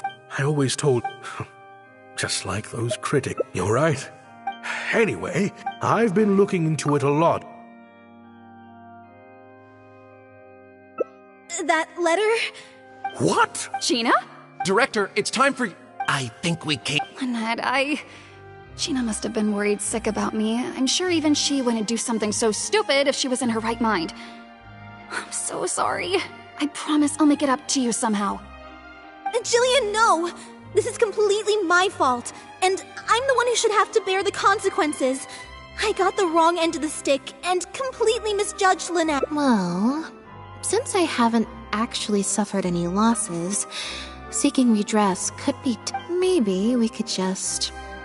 let this one slide? Really? Are you sure? After all, Gina wouldn't be the first person to ever misjudge me. True. In any case, I think we can all agree it was a misunderstanding and nothing more. But still, I was wrong to write that letter. I should own up... If that's what you really want, then how about helping out back... Huh? Backstage? The crew could always use an extra hand. Plus, it'll give your older sister a chance to keep an eye on you.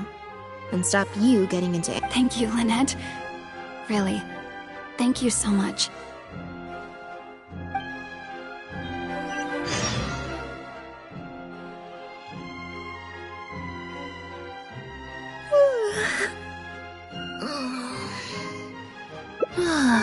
Is it?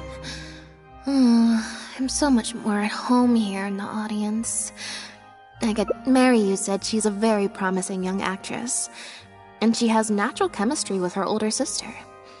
In their capable hands, the show doesn't need me to attract an audience anymore. Phew. Freedom at last.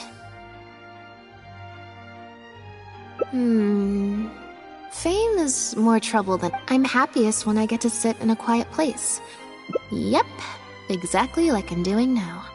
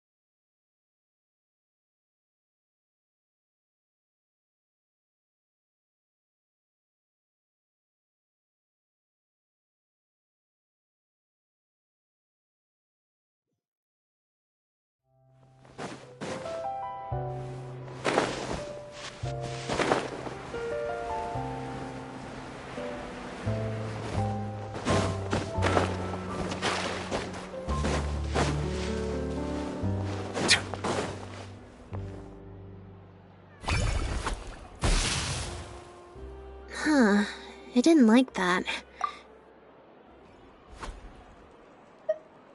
Huh?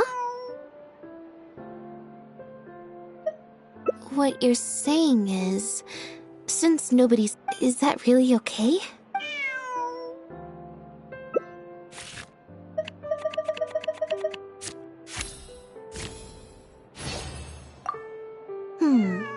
You make a good point. Okay, well... Assuming Bonnie hasn't strayed too far from where she went missing, there's a chance we might bump into her owner in either the So, stick around here in standby mode? Yeah, that suits me. Oh, good idea. Bonnie's definitely hungry. May as well. We could be here a while. When I was trying to find somewhere I could space out earlier... Alright then. Plan of action?